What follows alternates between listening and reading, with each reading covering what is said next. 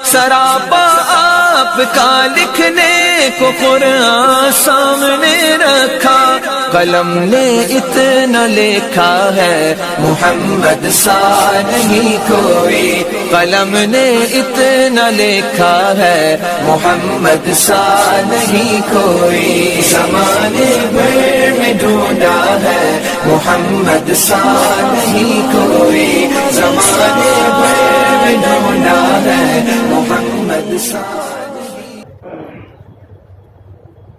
الحمد لله الذي هدانا إلى الإيمان والإسلام وفتح لنا أبواب الجنان في رمضان.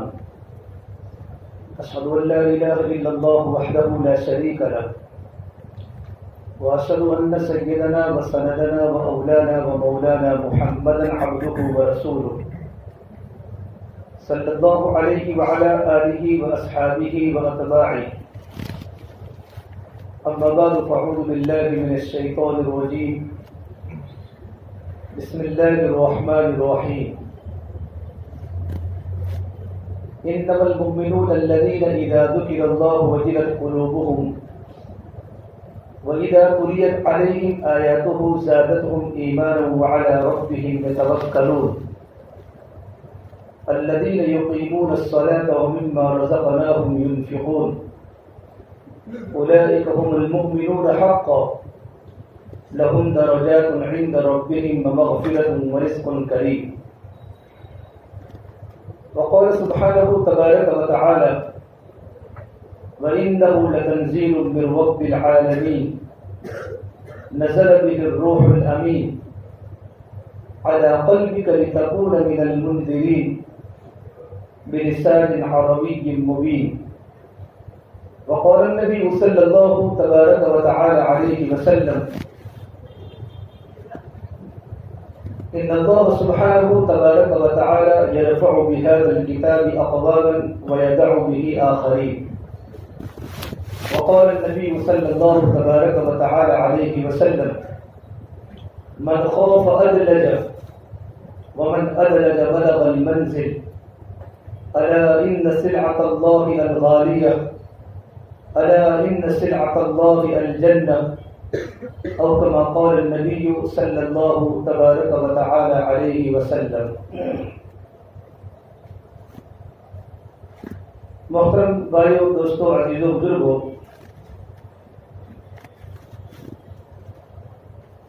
رمضان المبارک کا بڑا محترم اور مکرم مہینہ چل رہا ہے. ابھی ہماری زبان پر ایک جملہ تھا: رمضان کی آمد ہے، رمضان آ رہا ہے. اب کی سب کی زبانوں پر یہ بات ہے: سعودی میں چاند ہو گیا، کہ رمضان اب جانے کے قریب ہے. اور رمضان کی آخری جو عشرہ ہے اس کی آخری طاق رات ہے، 29ویں رات.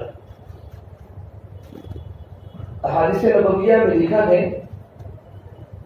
کہ آپ صلی اللہ تبارک و تعالیٰ علیہ وسلم جتنا رمضان میں مجاہدہ کرتے تھے اتنا مجاہدہ رمضان کے علاوہ کسی مہینے میں نہیں کرتے تھے. یجتہد فی رمضان ما لا یجتہد فی غیرہ. آپ صلی اللہ تبارک و تعالیٰ علیہ وسلم کی رمضان میں دعوت میں، قربانی، عبادات میں، دعاؤں میں، سخاوت میں آپ کا مجاہدہ بہت بڑھتا تھا، دین کے تمام اسباب پہ. اور جب آخری عشرہ ہوتا تھا، وَإِذَا دَخَلَ الْعَشْرُ الْأَخِيرُ، اور جب آخری عشرہ شروع ہوتا تھا تو آپ صلی اللہ تبارک و تعالیٰ علیہ وسلم کا معمول تھا: أَحْيَا اللَّيْلَ وَأَيْقَظَ أَهْلَهُ وَجَدَّ وَشَدَّ الْمِيزَرَ. کہ آپ صلی اللہ تبارک و تعالیٰ علیہ وسلم خود پوری رات جاگتے تھے اور اپنے گھر والوں کو جگاتے تھے. یہ آخری عشرہ میں حضور اکرم صلی اللہ تبارک و تعالیٰ علیہ وسلم کا معمول تھا. الحمدللہ ہمارے اشٹوڑیا پتھر والی مسجد میں ہمارے یہاں کے مصلی بڑے خوش قسمت ہے الحمدللہ کہ آپ صلی اللہ تبارک و تعالیٰ علیہ وسلم کی سنت پر عمل کر کے پوری رات جاگتے بھی ہیں اور رات کا حق بھی ادا کرتے ہیں. دین کی باتیں سننے میں، دین کی باتیں سنانے میں، قرآن کی تلاوت میں، نمازوں میں ہماری رات گزرتی ہے۔ جاگنے کا مقصد یہ ہوتا ہے احیی اللیل۔ آپ صلی اللہ تبارک و تعالی علیہ وسلم خود جاگتے تھے اور اپنے گھر والوں کو جگاتے تھے۔ ایقظ اہلہ، آپ کا خود کا معمول بھی رات کو جاگنے کا تھا اور اپنے گھر والوں کو بھی آخری عشرے میں جگاتے تھے۔ عائشہ تم بھی اٹھو، حفصہ تم بھی اٹھو، میمنہ، جویریہ، حبیبہ تم بھی اٹھو میرے ساتھ اور میرے ساتھ اللہ تعالیٰ کی عبادت میں مشغول رہو۔ آپ صلی اللہ تبارک و تعالی علیہ وسلم اپنی ازواج کو، اپنی بیویوں کو بھی اٹھاتے تھے اور اپنی بچیوں کو بھی اٹھاتے تھے کہ راتیں سونے کی نہیں ہے۔ اور تیسرا یہ عمل ہوتا تھا وجد وشد المیزر۔ اس کے محدثین نے تشریح کی ہے کہ آپ صلی اللہ تبارک و تعالی علیہ وسلم آخری راتوں میں اپنی عورتوں کے پاس بالکل لے جاتے تھے، بلکہ پوری رات اللہ تبارک و تعالیٰ کے سامنے اللہ کے تعلق کو بناتے تھے۔ اب رمضان کی آخری رات ہے، ہو سکتا ہے کل چاند ہو جائے۔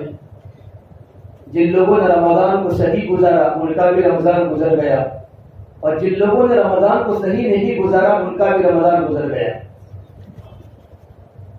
کل آخری رات میں اللہ تبارک و تعالیٰ کی طرف سے بہت بڑا اعلان ہونے والا ہے روزے داروں کی مغفرت کے بارے میں۔ اس نے اللہ کے نبی صلی اللہ تبارک و تعالی علیہ وسلم نے ان اللہ فرض صیام رمضان وسننت لكم قیاما فمن صامه وقامه ایمانا واحتسابا خرج من ذنوبه كيوم ولدته امه، کہ اللہ تعالی نے رمضان کے روزے کو فرض کیا اور رات کی تراویح کو سنت مؤکدہ کا مقام دیا، رات کو قیام دیا، دن میں روزہ دیا۔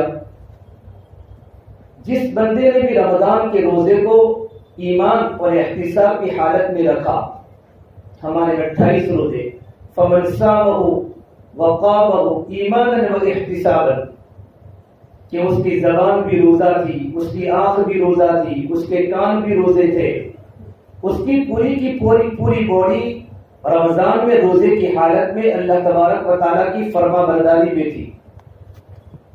زبان سے کسی کی غیبت نہیں کی، زبان سے جھوٹ نہیں بولا، زبان سے کسی پر تہمت نہیں ڈالی، کوئی لغو اور بیکار بات نہیں کی، آنکھوں سے نہ کسی کو غلط دیکھا، نہ کان سے کبھی کسی کو غلط سنا، نہ ہاتھ سے کسی غلط چیز کو پکڑا، نہ اس کے پیر غلط مجلسوں کی طرف چلے، بلکہ اس کا پورا وجود روزے کی حالت میں تھا، ایمان کی حالت میں، اور اللہ تبارک و تعالیٰ سے اجر کی امید کرتے ہوئے کہ اللہ مجھے اس رمضان پر اللہ خود ملنے والا ہے۔ رمضان کے روزہ رکھنے پر اللہ تبارک و تعالیٰ کی طرف سے بدلہ کیا ملے گا؟ اللہ خود ملیں گے۔ یہ رمضان کے روزے کا بدلہ ہے، اللہ خود ملیں گے، اور جس کو اللہ ملا اس کو سب کچھ ملا۔ ہماری محنت کا مقصد، راتوں کے قیام کا مقصد، گرمی کی خطرناک شدت میں رمضان میں روزہ رکھنے کا مقصد ہی اللہ کو پانا ہے۔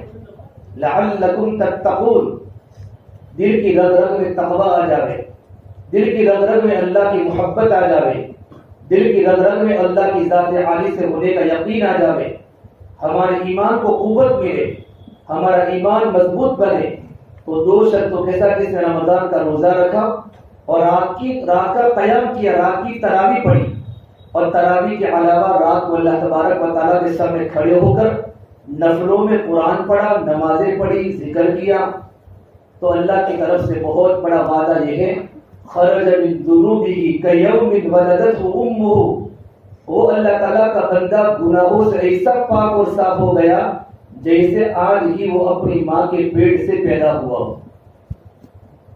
ہمارے پورا کا پورا مجمع گناہوں سے پاک اور صاف ہو کر بیٹھا ہے۔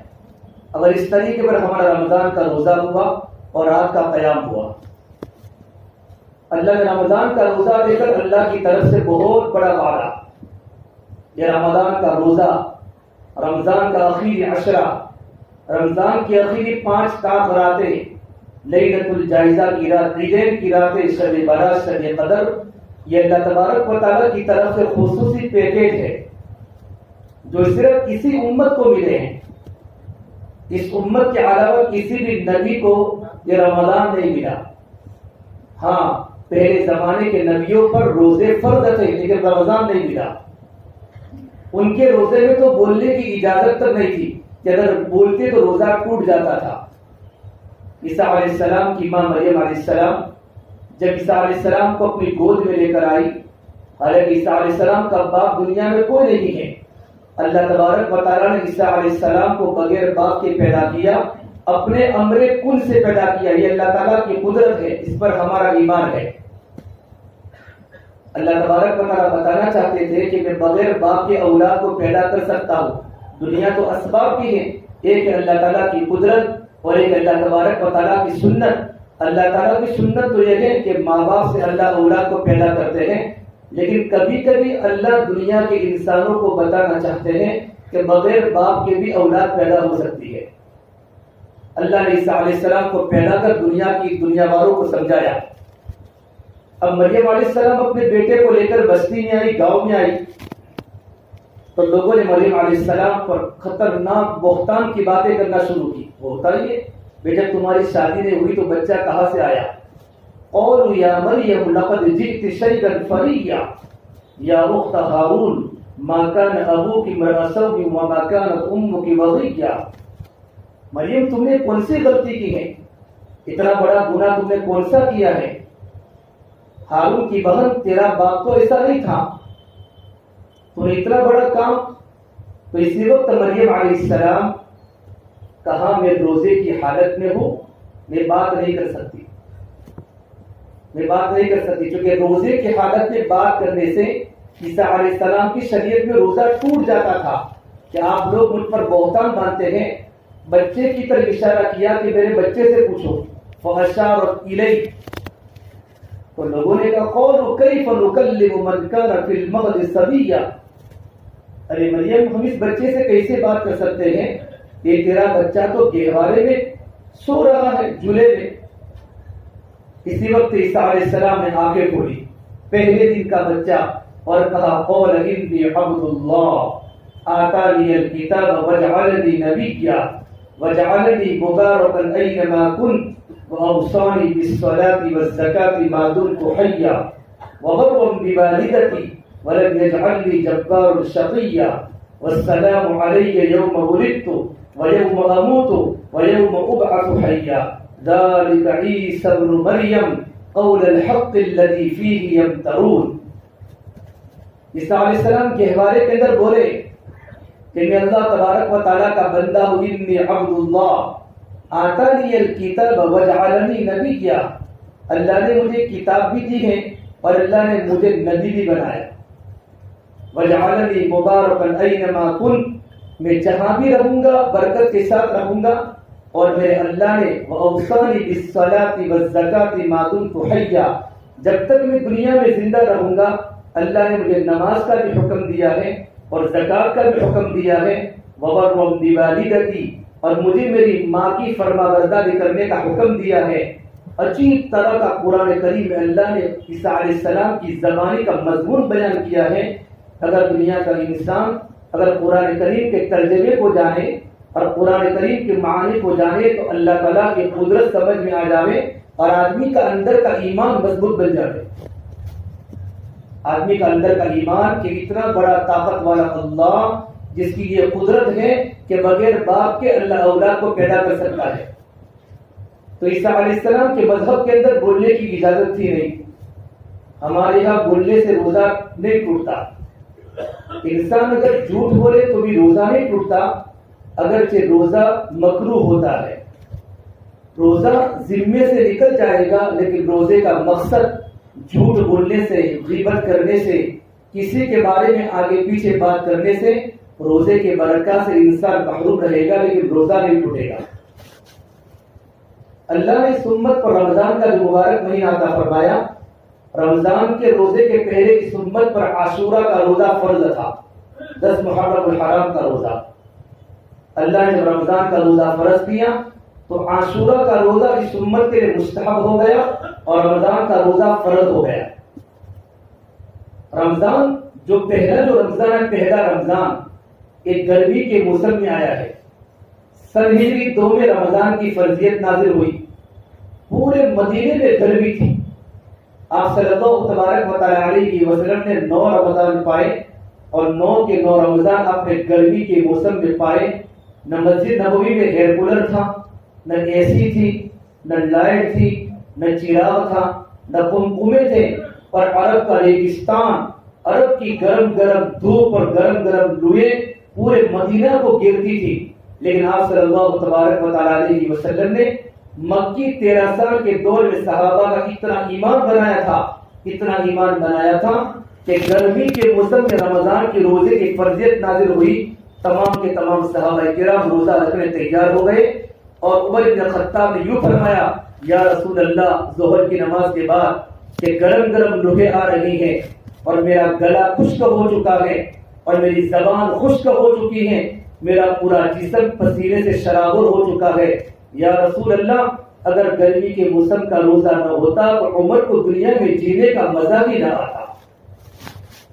اندر وہ ایمانی قوت تھی، ایمانی طاقت تھی کہ اللہ تعالیٰ کے حکم کو صحابہ خوشی سے قبول کرتے تھے، جس طرح ہم رمضان کے روزے کو بوجھ سے قبول کرتے ہیں کہ روزہ تو رکھنا پڑے گا۔ ایک تو اللہ تعالیٰ کے حکم کو پورا کرنا خوشی کے ساتھ، ایک اللہ کے حکم کو پورا کرنا بوجھ کے ساتھ۔ وہ ایمان کی نشانی ہے، ایمان کی کمزوری کی نشانی ہے کہ نیکی کر کے خوش ہونا اور گناہ کر کے ناراض ہونا یہ ایمان کی علامت ہے۔ یہ صحابی نے بولا، یا رسول اللہ، ایمان کس کو بولتے ہیں؟ تو میرے نبی نے فرمایا، اذا سرت حسنتک وساءتک سیئتک فانت مؤمن، تجھے نیکی کر کے خوشی ہو، رمضان گرمی کے موسم میں رمضان کی روزہ رکھنے کی خوشی ہو، رات کو قیام کرنے کی خوشی ہو، اور رات کو لمبی لمبی نفلیں پڑھنے کی خوشی ہو، رات کو تراویح پڑھنے کی خوشی ہو، یقین مان تیرے اندر ایمان کا بیج آ چکا ہے، تیرے دل میں اللہ کی محبت آ چکی ہے، اور تیرے دل میں ایمان پیوست ہو چکا ہے۔ تو گرمی کے موسم کا رمضان آیا، لیکن رمضان میں گنجائش، اللہ تبارک و تعالیٰ بندوں کی مصلحتوں کو جانتا ہے کہ اچانک رمضان کا روزہ اللہ پاک فرض کرتا نا تو بندے رمضان کے روزے رکھنے کی طاقت نہ رکھتے۔ اس شراب کے بارے میں اللہ تعالیٰ نے قرآن کریم کو تدریجاً نازل کیا ہے، آہستہ آہستہ، جیسے بندے کی حیثیت بڑھتی گئی، بندے کا ایمان بڑھتا گیا، اللہ تعالیٰ قرآن کریم کو اتارتا گیا۔ قرآن کریم 23 سال کے عرصے میں نازل ہوا، اور حضرت جبرائیل علیہ السلام کی آمد محمد عربی صلی اللہ تبارک و تعالی علیہ وسلم کے پاس 23 سال کے عرصے میں 24,000 مرتبہ ہوئی ہے۔ 24,000 مرتبہ جبرائیل کی آمد حضور کی خدمت میں ہوئی قرآن کریم کے درجے کو لے کر، اور کہا، نبی لا تحرک به لسانک لتعجل به ان علینا جمعه وقرآنه فإذا قرأناه فاتبع قرآنه ثم ان علینا بیانہ۔ اللہ کے نبی صلی اللہ تبارک و تعالی علیہ وسلم جب جبرائیل قرآن کریم کے وحی کو لے کر آتے تھے، اور وحی کا اتنا خطرناک بایو بوجھ ہوتا تھا کہ آپ کا پسینہ بالکل چھوٹ جاتا تھا۔ سردی کے موسم میں آپ کی پیشانی پر پسینے کے اثرات ہوتے تھے، تو آپ جلدی جلدی قرآن کریم کو اپنے سینے میں لیتے تھے، پڑھتے تھے۔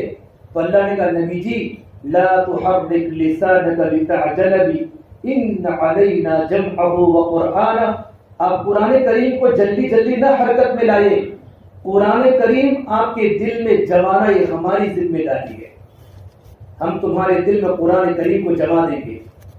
یہ تو آپ صلی اللہ تبارک و تعالی علیہ وسلم کا دل مبارک تھا، اتنے بڑے قرآن کریم کو میرے نبی نے دل نے اپنے سینے میں لے لیا، ورنہ پہاڑ جو قرآن اٹھانے سے عاجز تھے، زمین و آسمان جو قرآن اٹھانے سے عاجز تھے۔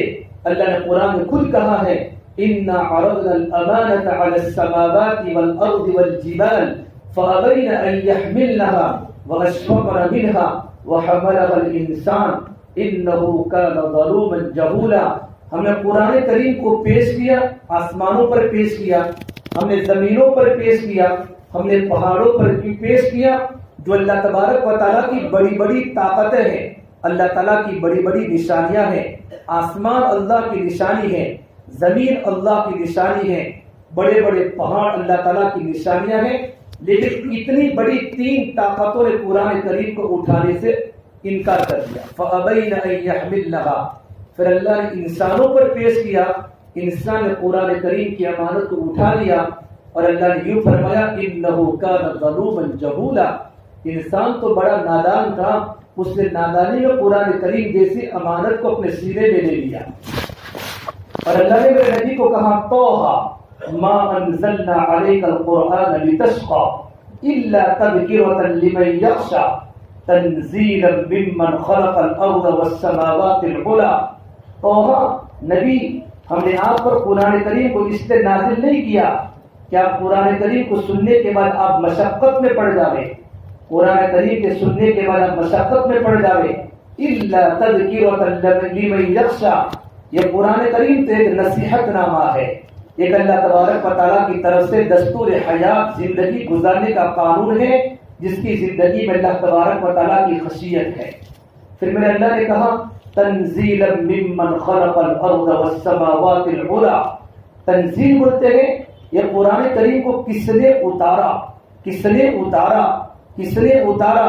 اس خدا نے اتارا جس نے زمین و آسمان کو پیدا کیا، آسمان کو چڑھایا، زمین کو بچھایا. اس کا نام کیا ہے؟ اس کا نام رحمان ہے. الرحمن وہ کہاں ہے؟ علی العرش استوى، وہ عرش پر ہے. اس اللہ تبارک و تعالیٰ کی طاقت کیا ہے؟ لہو ما فی السماوات وما فی الارض وما بینہما وما تحت الثری. وہ اللہ اتنا بڑا طاقت والا کہ آسمان اس اللہ کا ہے، زمین اس اللہ کی ہے، وما بینہما ان دونوں کے درمیان جو کچھ ہے وہ بھی اللہ کا ہے، وما تحت الثری اور زمین کے نیچے تہ خانے میں جو کچھ بھی ہے وہ اللہ کا ہے. اور وہ اللہ کتنی بڑی طاقت والا ہے. وَإِن تَجْهَرْ بِالْقَوْلِ، زور سے بولو تو وہ جانتا ہے، تم زور سے بولو تو وہ جانتا ہے. اتنا بڑا طاقت اور رب العالمین ہے کہ اگر تم زور سے بولو، 1,00,000 کا مجمع ساتھ میں بولے تو اس طریقے پر سنتا ہے جس طریقے پر ایک بچے کی بات کو سنتا ہے، ایک انسان کی بات کو سنتا ہے. فَإِنَّهُ يَعْلَمُ السِّرَّ، اگر تم بالکل آہستہ بولو تو بھی جانتا ہے. سر کس کو بولتے؟ سر بولتے عربی میں بولتے ہیں ایک انسان کسی انسان کے کان میں کچھ بات کرے، تیسرے کو پتہ نہ چلے، وہ بھی اللہ جانتا ہے. وَأَخْفَى فَإِنَّهُ يَعْلَمُ السِّرَّ وَأَخْفَى. اخفا بولتے ہیں زبان کے تالے کو بند کر دو، زبان سے ایک لفظ مت بولو. دل کی دھڑکنوں سے بات کرنا، دل کی دھڑکنوں سے بات کرنے کو بھی اللہ آسمانوں پر جانتا ہے. اتنا بڑا رب العالمین کے ساتھ میرا اور آپ کا بھائی واسطہ ہے. اس نے قرآن کریم کو میری اور آپ کی زندگی گزارنے کا طریقہ اللہ نے قرآن کریم کے ذریعے عطا فرمایا ہے. ایک بدو حضور کی خدمت میں آئے اور کہا یا رسول اللہ صلی اللہ علیہ وسلم، میرا بیٹا، میرا باپ میرے مال کو کھا جاتا ہے، میرا باپ میرے مال کو کھا جاتا ہے. ایک بدو آئے اور علماء نے مسئلہ لکھا ہے جب جوائنٹ فیملی ہو، جوائنٹ فیملی اور لڑکا اگر الگ سے کوئی بزنس کرتا ہو، الگ سے کوئی کاروبار کرتا ہو، تو باپ کو حق نہیں بنتا کہ بیٹے کے بزنس کے اندر سے حصہ لے، کہ لڑکے کا پیسہ ہوتا ہے. کسی قسم کا کیس حضور کی خدمت میں آیا. آپ صلی اللہ تبارک و تعالیٰ علیہ وسلم نے کہا بھائی اس لڑکے کے ابا کو بلا کے لے آؤ. لڑکے نے شکایت کی. ایک صحابی پہنچے باپ کے پاس کہ اللہ کے نبی صلی اللہ تبارک و تعالیٰ علیہ وسلم آپ کو بلا رہے. میں آپ کو اخفا بتا رہا ہوں. اخفا یہ قرآن کریم کا ایک ورڈ ہے، ایک جملہ ہے. اللہ کس طریقے پر دل کی دھڑکنوں کو آسمانوں پر جانتا ہے کہ میرے دل میں خیالات نیکی کے آتے ہیں وہ بھی جانتا ہے، دل میں خیالات برائی کے آتے ہیں وہ بھی اللہ جانتا ہے. اس کے باپ نے پوچھا مجھے حضور کیوں بلاتے ہیں؟ تو کہا آپ کے لڑکے نے آپ کے خلاف شکایت کی ہے. جب یہ بات فرمائی باپ وہی اس کا دل ٹوٹ گیا، ٹوٹ کے وہی اس کے زبان بند رہی. دل سے اس نے اپنے بیٹے کے خلاف فریاد کرنا شروع کیا اور عربی میں اشعار پڑھنا شروع کیا. وہ حضور کی خدمت میں چلے. اللہ کے نبی کے بلاوے کے بعد اللہ تعالیٰ نے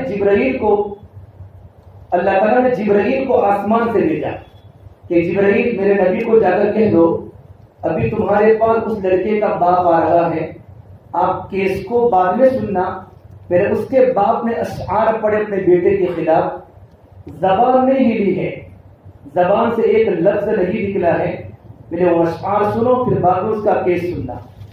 اس کا باپ حضور کی خدمت میں آیا، آپ صلی اللہ تبارک و تعالیٰ علیہ وسلم نے فرمایا بھائی تمہارا کیس تو بعد میں سنا جائے گا، پہلے تم یہ بتاؤ تم نے اپنے بیٹے کے خلاف عربی میں جو اشعار پڑھے ہیں، اللہ کی قسم تمہاری زبان نہیں ہلی، تمہارے ہونٹ حرکت نہیں کیے، آپ نے کیا پڑھے آپ بتائیں؟ کہا یا رسول اللہ واللہ انک، میں گواہی دیتا ہوں کہ اللہ کی قسم آپ اللہ کے سچے رسول ہیں، آپ اللہ کے پکے رسول ہیں، اور آپ کا رب تو ہمارا ایمان بڑھاتا ہی رہتا ہے۔ آپ کے رب نے عرشوں پہ سن لیا، میں صرف دل میں بات کی تھی، دل کی فریاد تھی دل سے اٹھی اور دل میں ہی دفن ہو گئی، سینے کی فریاد تھی سینے سے اٹھی اور سینے کے کونے میں جا کے چھپ گئی، لیکن میرے اللہ نے عرشوں پہ سن لیا۔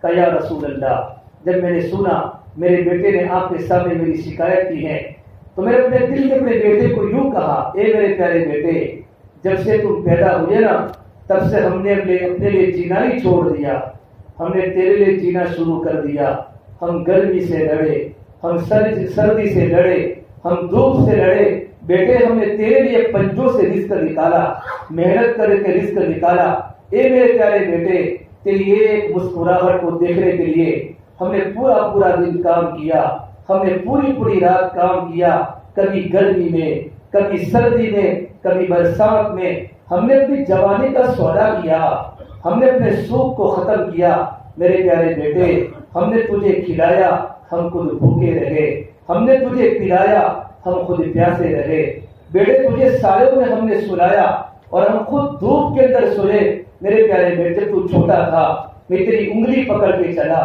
تجھے کندھوں پہ بٹھا کے چلا، میرے نبی تیرے سر پر بوسے دیے، تیری پیشانی پر بوسے دیے، اور میں لوگوں کو یوں کہتا میرا بیٹا ہے، میں تیری زبان سے بات کرتا تھا، اے میرے پیارے بیٹے جب تو کبھی بیمار ہوا تو میں وہ تیری ماں تیرے سرہانے بیٹھ جاتے تھے، تیرے سرہانے بیٹھ جاتے تھے، پورا دن پوری رات ہم تیری تیمارداری میں رہتے تھے، اور کبھی خوفناک خیالات ہمارے دل میں آتے تھے، کہیں میرا بیٹا دنیا سے نہ چلا جاوے، کہیں میرا بیٹا مر نہ جاوے، کس خطرناک خوفناک خیالات کی وجہ سے ہم خشک پتوں کی طرح بکھر گئے۔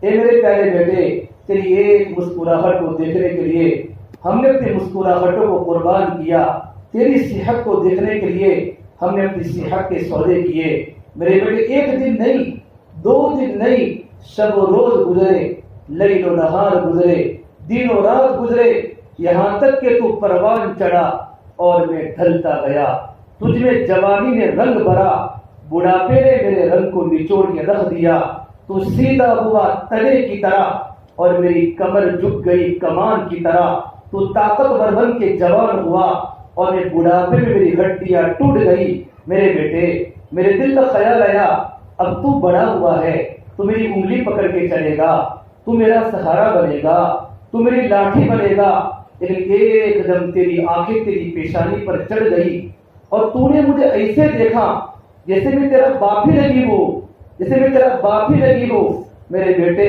میرے سارے کے سارے سپنے ٹوٹ گئے، میں سمجھا تو نے مجھے یوں دیکھا جیسے میں تیرا کوئی پڑوسی ہوں۔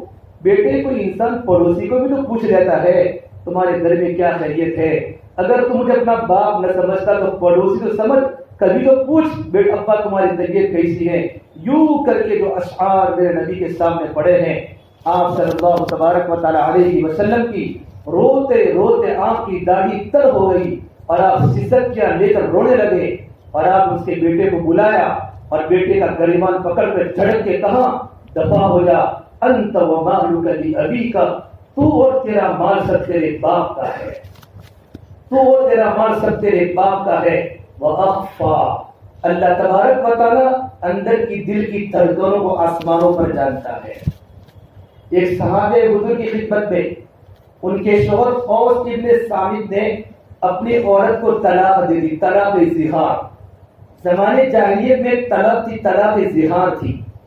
ابھی کوئی انسان دے طلاق تو طلاق دینے کے بعد عورت حلالہ کے بعد بھی تو حلال ہو جاتی ہے. طلاق زہار کے بعد تو کوئی عورت کبھی بھی حلال نہیں ہوتی. تو اس نے طلاق زہار کیا کہا؟ انت علی کظہر امی، تو مجھ پر میری ماں کی طرح ہے. یہ طلاق ہو گئی. حضور کی خدمت میں یا رسول اللہ، اللہ کے نبی صلی اللہ تبارک و تعالیٰ علیہ وسلم، اللہ عائشہ فرماتی ہیں میں اللہ کے نبی کے باروں میں تنگی کر رہی تھی، اللہ کے نبی کے باروں میں تنگی کر رہی تھی، اور عورت آئی خولہ بنت ثعلبہ، یا رسول اللہ میرے شوہر نے مجھے طلاق دے دی ہے، اس مسئلے پر آپ غور فرمائے.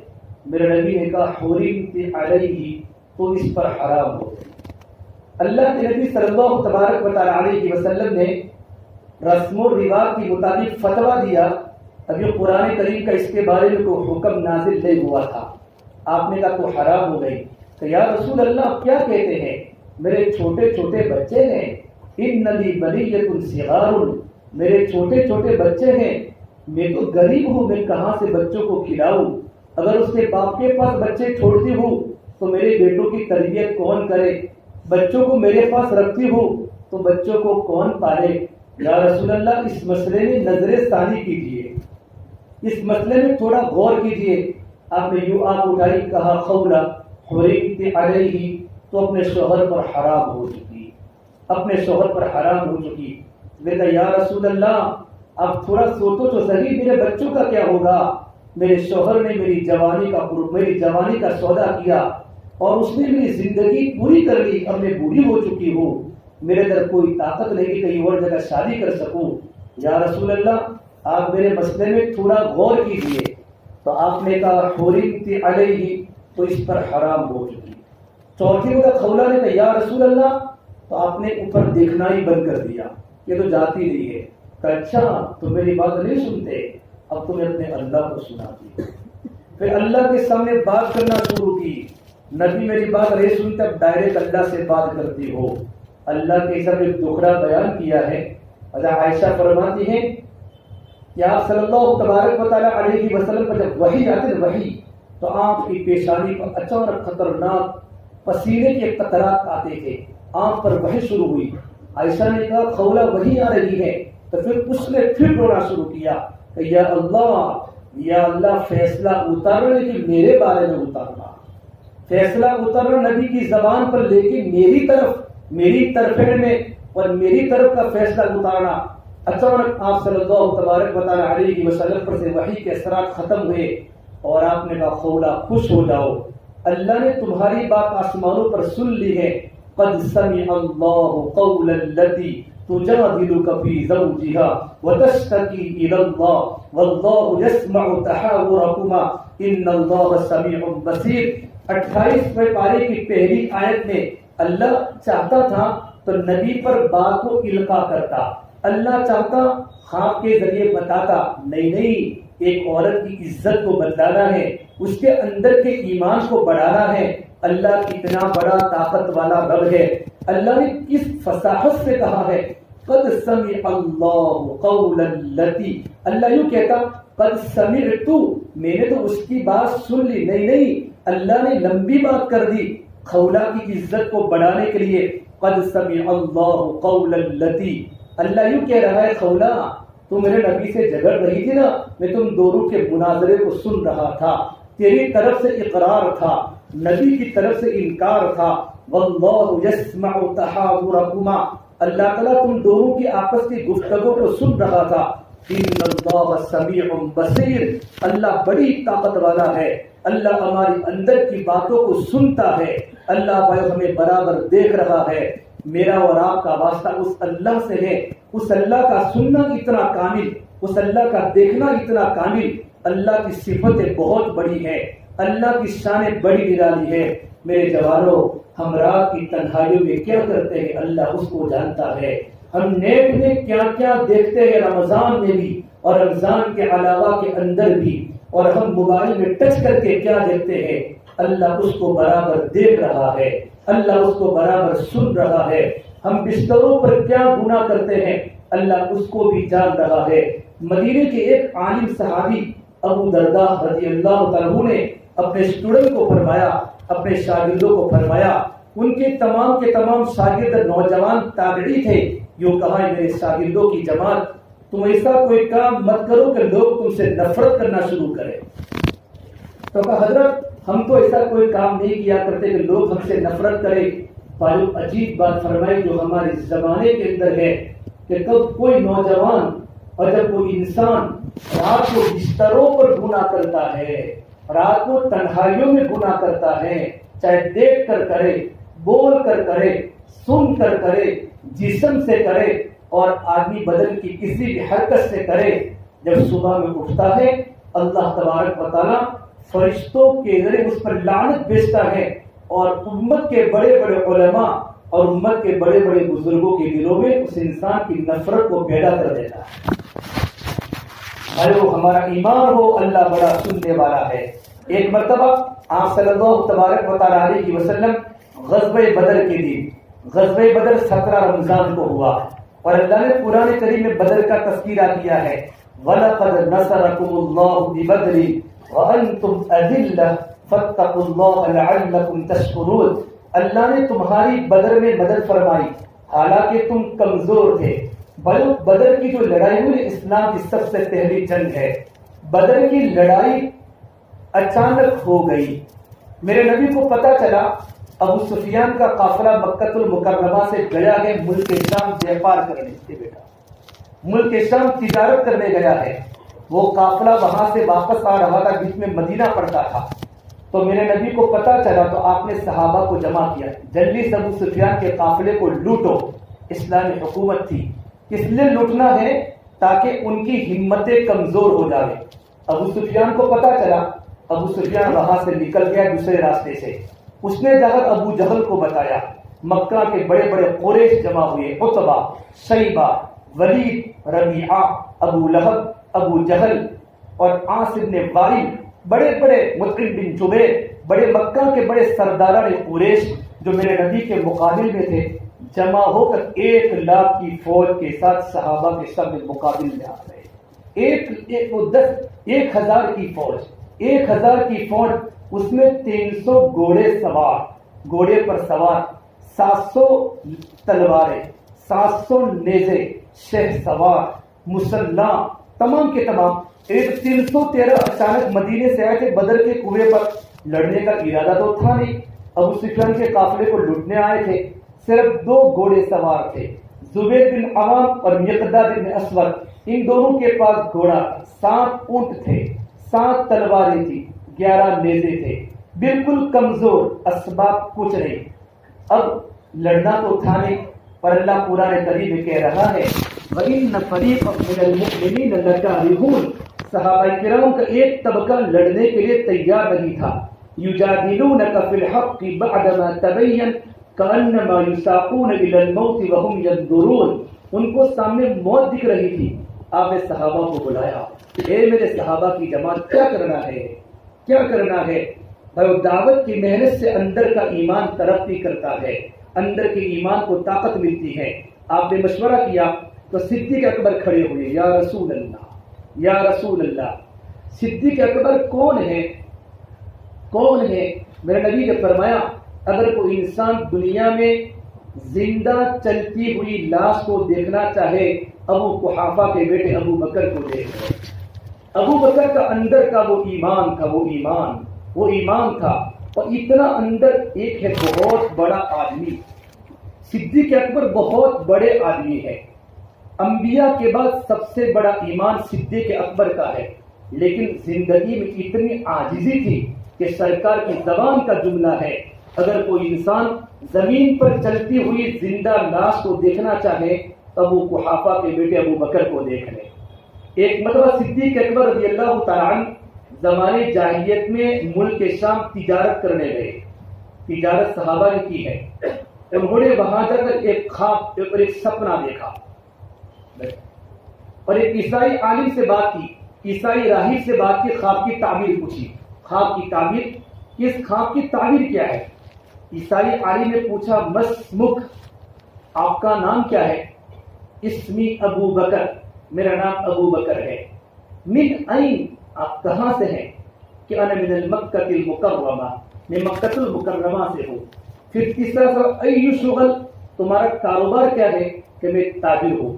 اس عیسائی راہب عالم نے خواب کی تعبیر بتائی، ابو بکر تمہاری قوم میں ایک نبی پیدا ہوگا جس کا نام محمد ہوگا، کہو صلی اللہ علیہ وسلم، انت تکون وزیرہ فی حیاتہ وتکون خلیفتہ بعد مماتہ، آپ ان کی زندگی میں آپ ان کے وزیر بنو گے اور اس نبی سے دنیا سے رخصت ہونے کے بعد آپ ان کے خلیفہ بنو گے۔ ایک خواب کی تعبیر بتائی جبکہ میرے نبی نے ابھی نبوت کا اعلان نہیں کیا ہے۔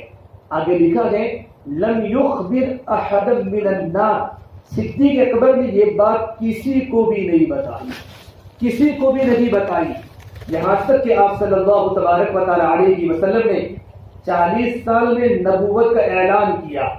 میرے نبی نے 40 سال میں نبوت کا دعویٰ کیا، آپ کو 40 سال میں نبوت ملی نہیں، بلکہ نبی تو آپ پہلے سے تھے، ابھی تو آدم علیہ السلام کا پتلا بھی نہیں بنا تھا، اللہ نے میرے نبی کو نبی بنا دیا تھا، لیکن نبوت کا اظہار 40 سال میں ہوا۔ میں آپ کو دلیل بتا دوں، اللہ فرماتے ہیں کہ میرے قرآن کریم میں سورہ یاسین کو زمین و آسمان اور پوری کائنات کے پیدا ہونے کے 1000 سال پہلے پڑھا۔ کائنات کب بنی؟ عرب سال کے پہلے اللہ نے پوری کائنات بنائی، عرب سال گنتے جاؤ، اس کائنات کے پہلے 1000 سال پہلے اللہ نے سورہ یاسین کو پڑھا۔ آپ پڑھو سورہ یاسین، یاسین والقرآن الحکیم انک لمن المرسلین، او میرے محبوب یاسین قرآن کے عظمتوں کی قسم، انک تو میرا رسول ہے، تو میرا رسول ہے، انک لمن المرسلین، تو میرا رسول ہے۔ اللہ نے اس وقت کہا جبکہ کائنات بھی پیدا نہیں ہوئی تھی، اس وقت میرے نبی کو اللہ نے رسول کہا، انک کا مخاطب ہے، تو میرا رسول ہے۔ پھر کیا کہا؟ علی صراط مستقیم، اور تو سیدھی راہ پر ہے، تو ہدایت پر ہے۔ لیکن آپ نے 40 سال میں نبوت کا اعلان کیا۔ جب آپ کو نبوت ملی، آپ راستے میں مدینہ کی گلی میں جا رہے تھے، سامنے صدیق اکبر ملے، کہ یا ابا بکر تعال، ابو بکر میرے سامنے آؤ۔ پھر ابو بکر میں اللہ کا نبی ہوں، آپ مجھے اللہ کا نبی مانو، اللہ نے مجھے نبوت دی ہے، کلمہ پڑھو۔ ابو بکر صدیق نے کیا فرمایا؟ مد دلیل علی ما تدعی، ابو بکر تمہارے خواب کی، تمہارے نبوت کی دلیل کیا ہے کہ تم اللہ کے نبی ہو؟ کسی وقت میرے نبی نے فرمایا یا ابا بکر رؤیا التی رأیتہا بالشام، میرے نبوت کی دلیل تیرا وہ سپنا ہے، تیرا وہ خواب ہے، تو نے ملک شام میں دیکھا تھا اور تو نے کسی کو نہیں بتایا تھا۔ جب یہ بات کہی، صدیق اکبر کھڑے ہوئے، فقام کھڑے ہوئے، واعتنقہ، اور میرے نبی سے معانقہ کیا، وقبل بین اعین الناس، اور میرے نبی صلی اللہ تبارک و تعالی علیہ وسلم کی پیشانی پر بوسہ دیا۔ پھر کہا یا رسول اللہ، میرا جان بھی آپ کی خدمت میں ہے، میرا مال بھی آپ کی خدمت میں ہے، آپ میرے جان میرے مال کو اس طرح استعمال کریں جس طرح آپ اپنے گھر کے مال کو استعمال فرماتے ہیں۔ آپ نے غزوہ بدر میں مشورہ کیا کیا کرے؟ لڑے واپس جاوے، لڑے واپس جاوے۔ ابو بکر کھڑے ہوئے، یا رسول اللہ، آپ اللہ کے نبی ہیں، آپ ہمیں یوں فرمائیں گے آگے بڑھو، ہم آگے بڑھیں، آپ کو پیچھے تو ہم پیچھے، آپ کہیں گے وہ ہم تیار ہیں، بیٹھ گئے۔ پھر سے آپ نے پھر مشورہ کیا، ارے بتاؤ، چونکہ صحابہ لڑنے نہیں آئے تھے، ان کی دل کی بات لینا چاہتے تھے کہ کیا کرے، واپس جاوے یا لڑے؟ تو پھر حضرت مقداد بن اسود کھڑے ہوئے، کہا یا رسول اللہ اذن لا نقول بل قالت بنو اسرائیل اذهب انت وربك فقاتلا انا هاهنا قاعدون بل نحن نقول اذهب انت وربك فقاتلا انا معنا مقاتلون۔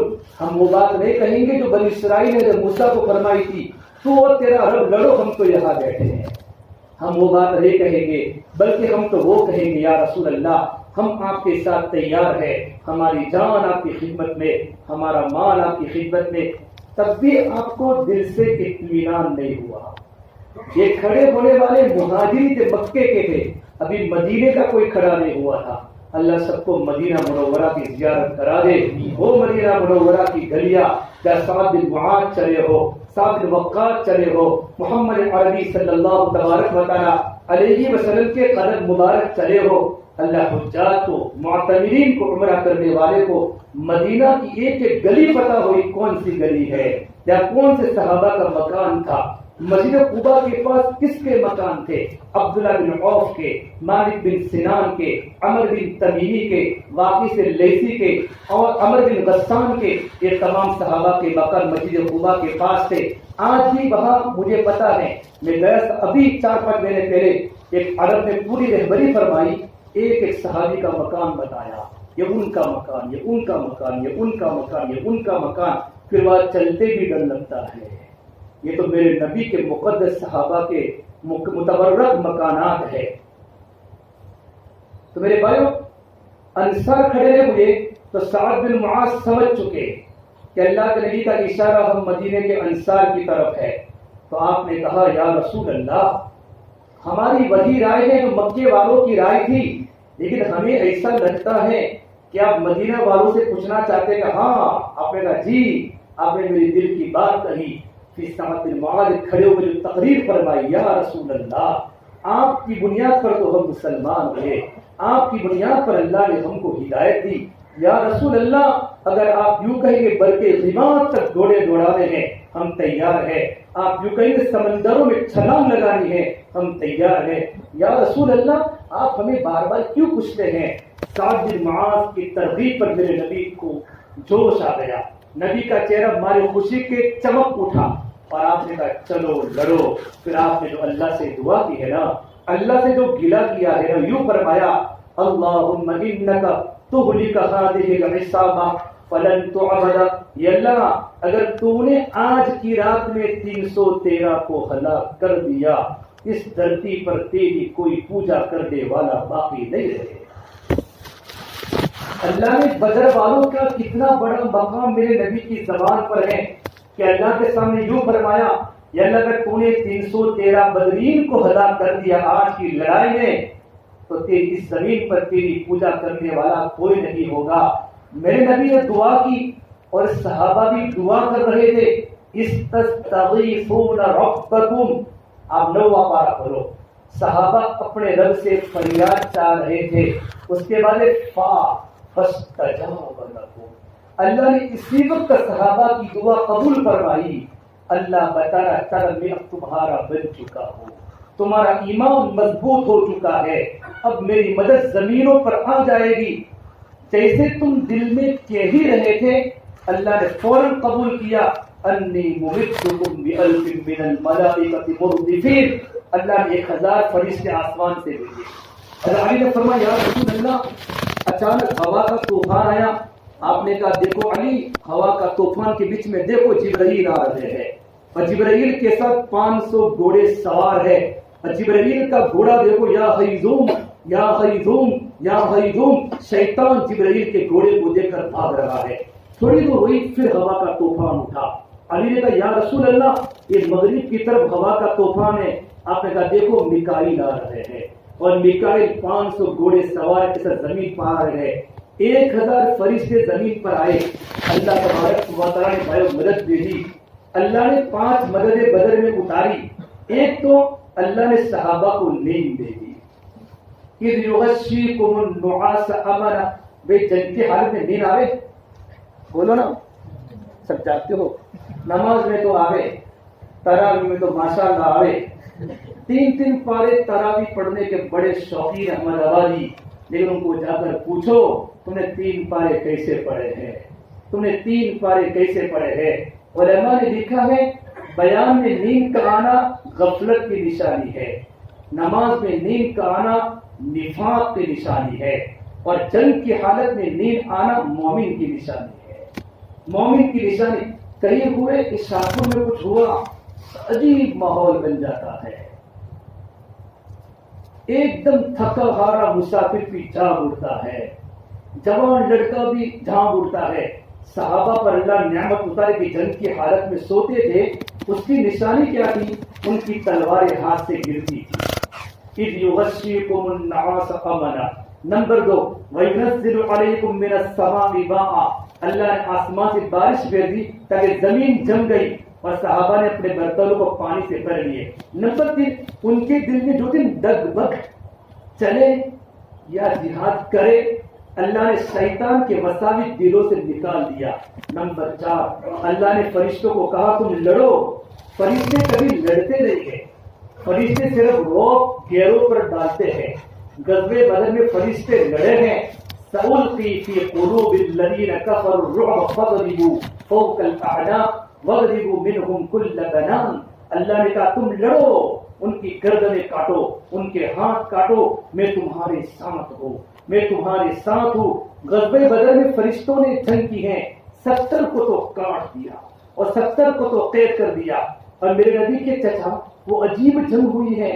ایک طرف محمد رسول اللہ حق کے جھنڈے کے ساتھ, سامنے عباس میرے نبی کے چچا باطل کے جھنڈے کے ساتھ, ایک طرف علی مرتضی حق کے جھنڈے کے ساتھ, ایک طرف چچا عباس باطل کے جھنڈے کے ساتھ, ابو عبیدہ بن جرح حق کے جھنڈے کے ساتھ, باپ جرح باطل کے جھنڈے کے ساتھ, صدیق اکبر حق کے جھنڈے کے ساتھ, ان کا بیٹا عبد الرحمن باطل کے جھنڈے کے ساتھ. عجیب قسم کی جنگ ہوئی ہے. باپ ہے, بیٹا ہے, بھائی ہے, چچا ہے, عجیب طرح کی جنگ. ابو صدیق کا لڑکا بعد میں اسلام قبول کیا. فرمایا اے میرے پیارے ابا, تم غزوہ بدر میں میرے سامنے بار بار آئے, میں نے دیکھا میرے ابا آئے ہیں, لیکن مجھے ابا کی محبت غالب آ گئی, میں نے آپ کو چھوڑ دیا.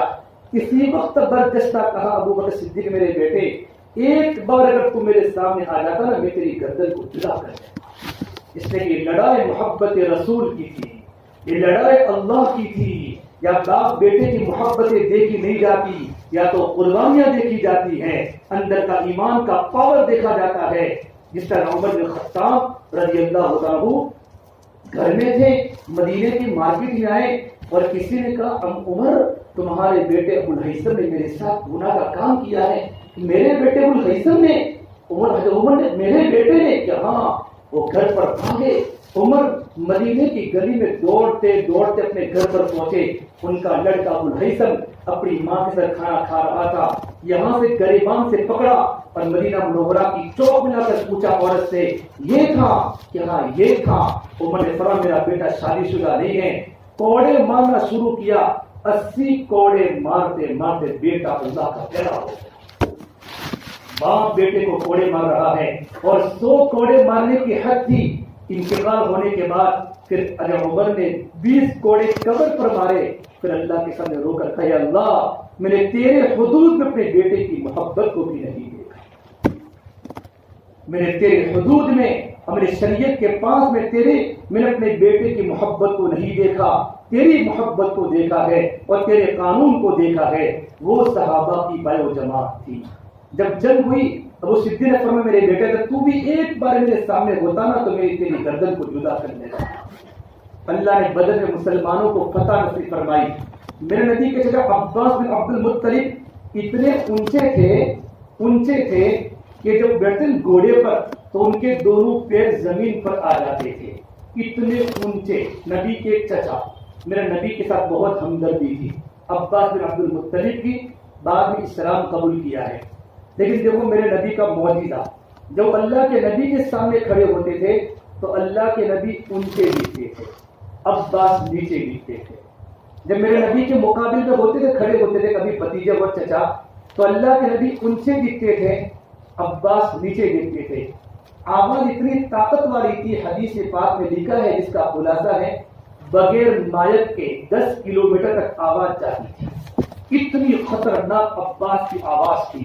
عباس فرماتے ہیں کہ بدر میں ایک چھوٹے صحابی ابو معقل مزنی حضور کے پاس آئے, اپنے چچا کو باندھ کر آئے. یا رسول اللہ میں نے آپ کے چچا کو میرے باندھا ہے. تو آپ مسکرائے, تو نے میرے چچا کو باندھا اتنے لمبے. عباس نے کہا نہیں, اس صحابی نے آپ کے صحابی نے مجھے نہیں باندھا, مجھے تو اس انسان نے باندھا ہے جو آسمان اور زمین کے درمیان لٹک رہا تھا. اس فرشتے نے مجھے باندھا ہے, اس فرشتے نے مجھے باندھا ہے اور مجھے باندھنے کے بعد تمہارے صحابی نے مجھے پکڑ لیا. بدر کے فرشتے آج بھی موجود ہیں زمین پر. تفسیر میں لکھا ہے کہ بدر کے فرشتے دوبارہ آسمان پر نہیں گئے جب مسلمانوں میں 313 بن جاویں گے اور 313 والی صفات اور 313 والے اخلاق اور 313 والی قربانیاں اور 313 والا اندر کا ایمان جب بن جائے گا، اللہ تبارک و تعالیٰ بدر کے فرشتوں کو بھیجے گا. کسی غیر کی طاقت یہ ہوگی کہ مسلمان پر ہاتھ اٹھائے. تو دیکھیے اللہ نے بدر میں اللہ نے مسلمانوں کو فتح نصیب فرمائی. جبرائیل نے پوچھا یا رسول اللہ آپ کے لیے سب سے قیمتی صحابہ کون ہے؟ میرے نبی نے فرمایا تمام صحابہ کرام میں سب سے قیمتی صحابہ میرے نزدیک بھی اور اللہ کے رضی بھی بدری صحابہ ہے. پھر میرے نبی نے پوچھا جبرائیل فرشتے سب سے افضل کون سے ہیں؟ کہ جو فرشتے بدر میں اترے تھے بدر میں وہ تمام ملائکہ میں سب سے افضل ترین فرشتے ہیں. تو اللہ نے بدر میں مسلمانوں کی مدد فرمائی. جب بدر ہو چکا مسلمانوں کو اللہ نے فتح دی. عمر رضی اللہ تعالی عنہ ایک بار عصر کی نماز کے بعد تمام مدینے کے صحابہ کرام کو لے کر بیٹھ کر اللہ کی طاقت ایمان کی طاقت کو بیان فرما رہے تھے. میری بات سننا، میں اخفا کی تفسیر کر رہا ہوں. اخفا، اللہ دلوں کی دھڑکن کو جانتا ہے، آہستہ بولو تو بھی جانتا ہے. حتیم کے پاس مکہ المکرمہ میں اپنے حتیم دیکھا ہوگا. حتیم کے پاس دو مشرک بیٹھے تھے، صفوان ابن امیہ، عمر ابن وہب جوہبی. یہ دونوں بیٹھے بیٹھے یہ باتیں کر رہے تھے اللہ نے مسلمانوں کو بدر میں فتح دے دی، ہمارے 70 مارے گئے، 70 ہمارے قید ہوئے. کتنا ان کے دل میں غصہ تھا.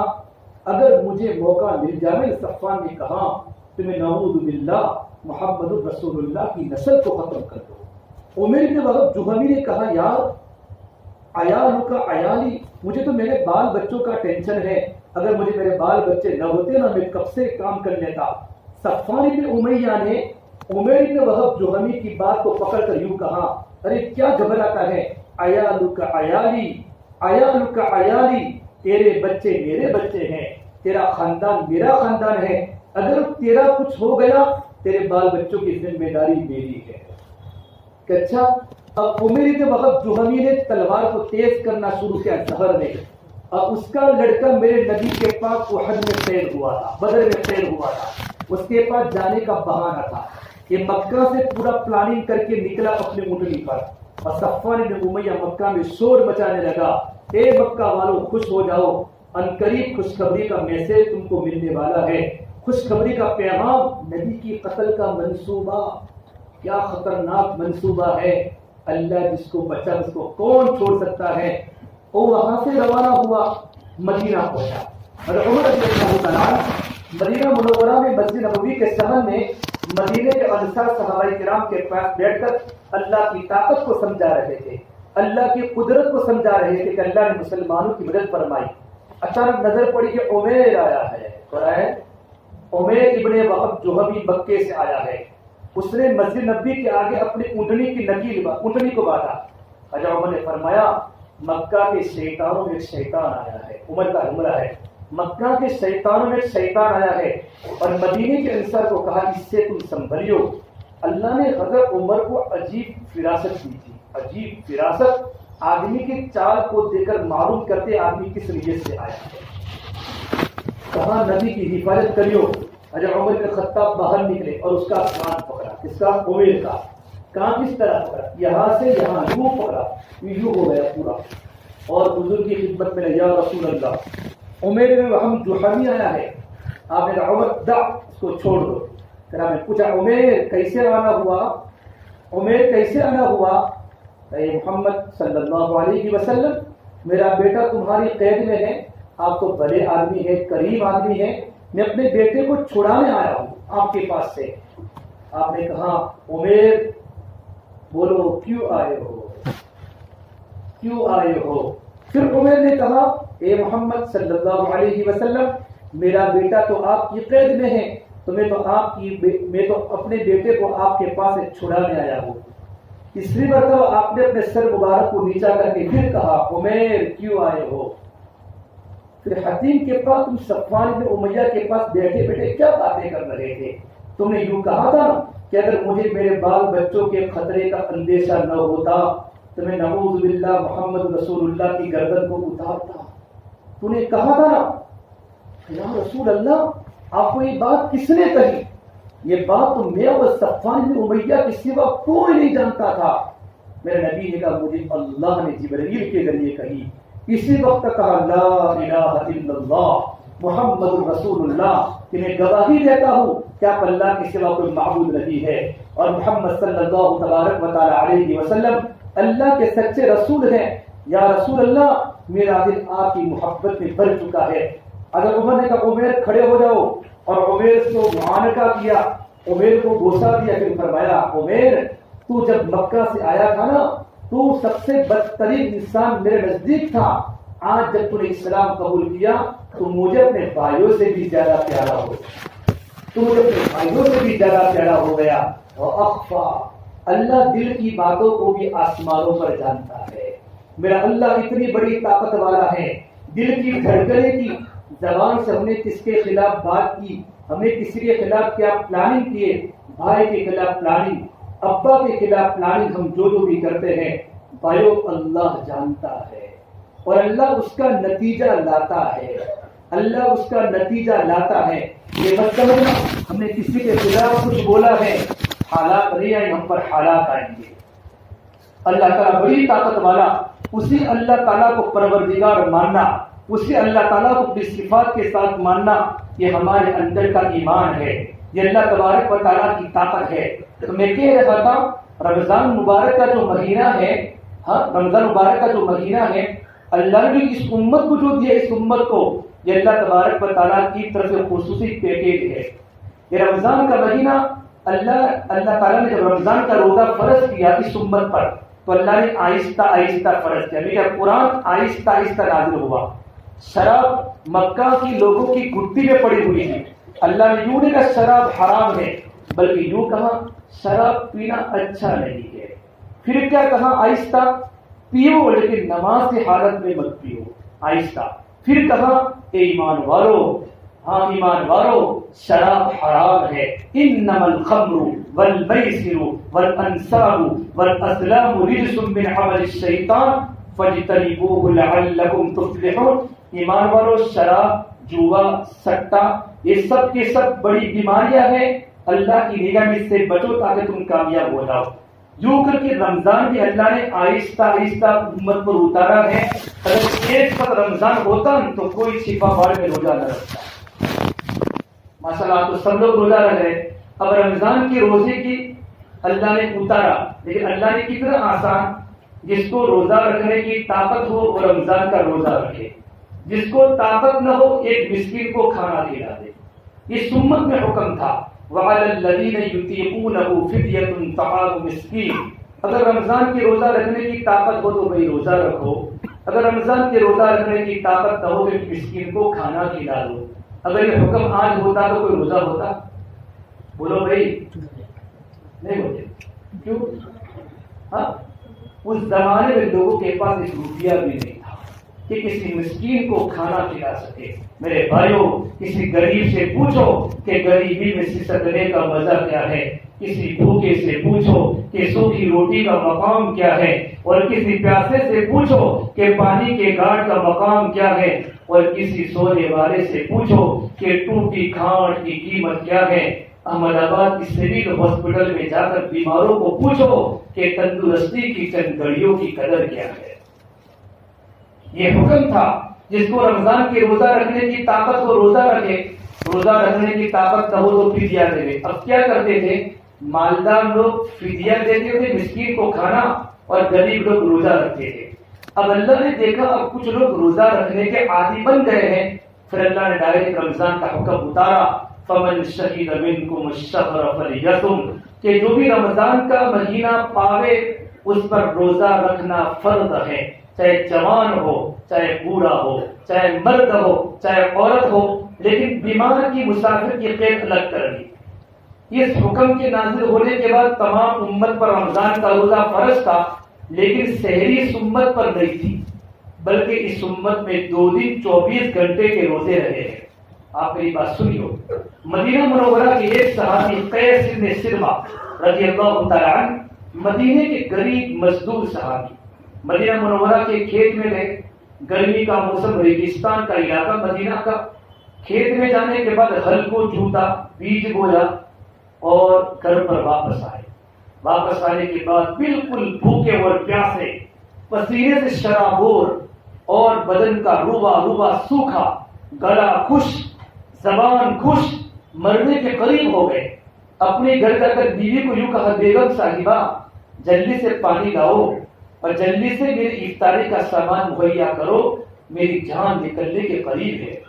ان کی بیوی نے کہا، میرے پیارے شوہر میں نے پورے گھر میں جھاڑو لگایا ہے، میرے گھر میں ایک بھی کھجور کا دانہ گھر میں موجود نہیں ہے.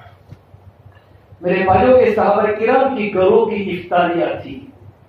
پوری رات بیوی کو یوں کہا، بیوی نے سوچا میرے شوہر کی جان جانے کی تیاری ہے، نکلی پڑوس کے گھر میں گئی کہ کچھ کھجورے لے کر آؤ. نکلتے جب واپس آئی تو قیس بن سرما کی آنکھ لگ گئی تھی، اور اس زمانے میں آنکھ لگنے کے بعد دوسرے دن کا روزہ شروع ہوتا تھا.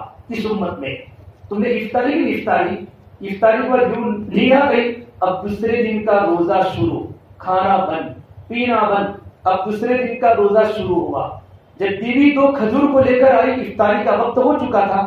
قیس بن سرما کی مارے بھوک کے آگ لگ گئی تو بیوی نے کہا، ویل لک یا قیس بن سرما، یا قیس تم نے کیا کیا، اٹھو. اب اٹھے تو یوں کہا، اے میری پیاری بیوی، اب میرا دوسرا دن کا روزہ شروع ہو چکا ہے، اب نہ میں کھا سکتا ہوں، اب میں نہ پی سکتا ہوں. بیوی نے رونا شروع کیا. قیس بن سرما کے آنکھ میں آنسو آئے. بھوکے تھے پورے دن کے، پیاسے تھے، رگ رگ سوکھی ہوئی تھی، رات کو بھوک کی حالت میں رہے. دوسرا دن ہوا، سحری تو تھی نہیں، اپنے کھیت میں پھر مزدوری کرنے گئے، اور مزدوری کر کے جب شام کو واپس آئے، عجیب کیفیت ہو چکی مدینے کی گرمی میں. بھائیو، ایک روایت میں ہے کہ ظہر کی نماز پڑھنے مسجد میں آئے اور نماز پڑھتے پڑھتے بے ہوش ہو گئے. اور ایک روایت میں گھر پر پہنچے اور اپنی بیگم کو یوں کہا، میری بیوی جلدی سے افطاری والی کل والی 2 کھجوریں لا دے. افطاری کا وقت ہو چکا تھا اور ان کی بیوی کھجور لینے کے لیے گئی. جیسے گھر میں سے کھجور لے کر واپس آئی تو قیس بن سرما اللہ کے پیارے ہو چکے.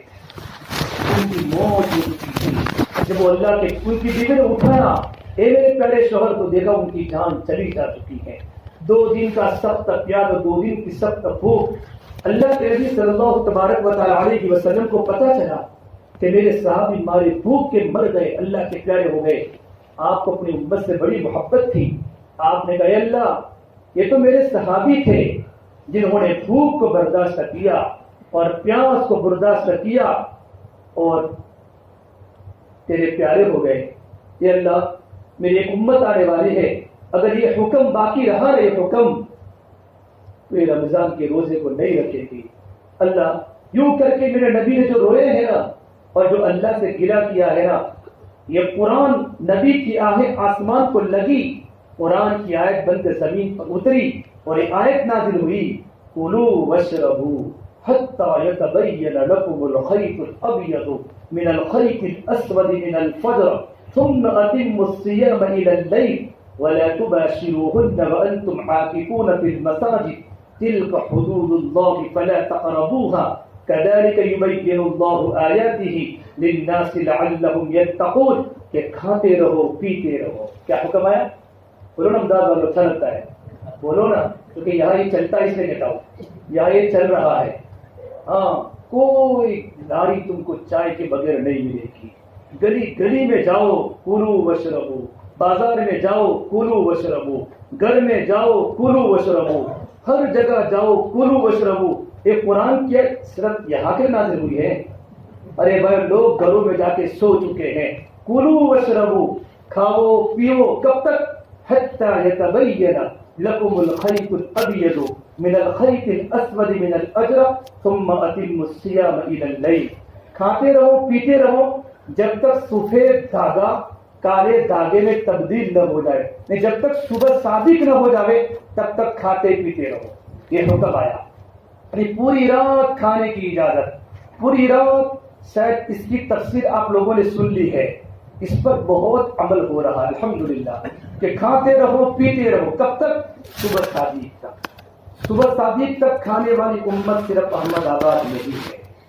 اس گلی میں چائے کی ہوٹل ہے، آپ جاؤ اتنا مجمع ملے گا جیسے کوئی 100 کی نوٹیں تقسیم کر رہا ہو.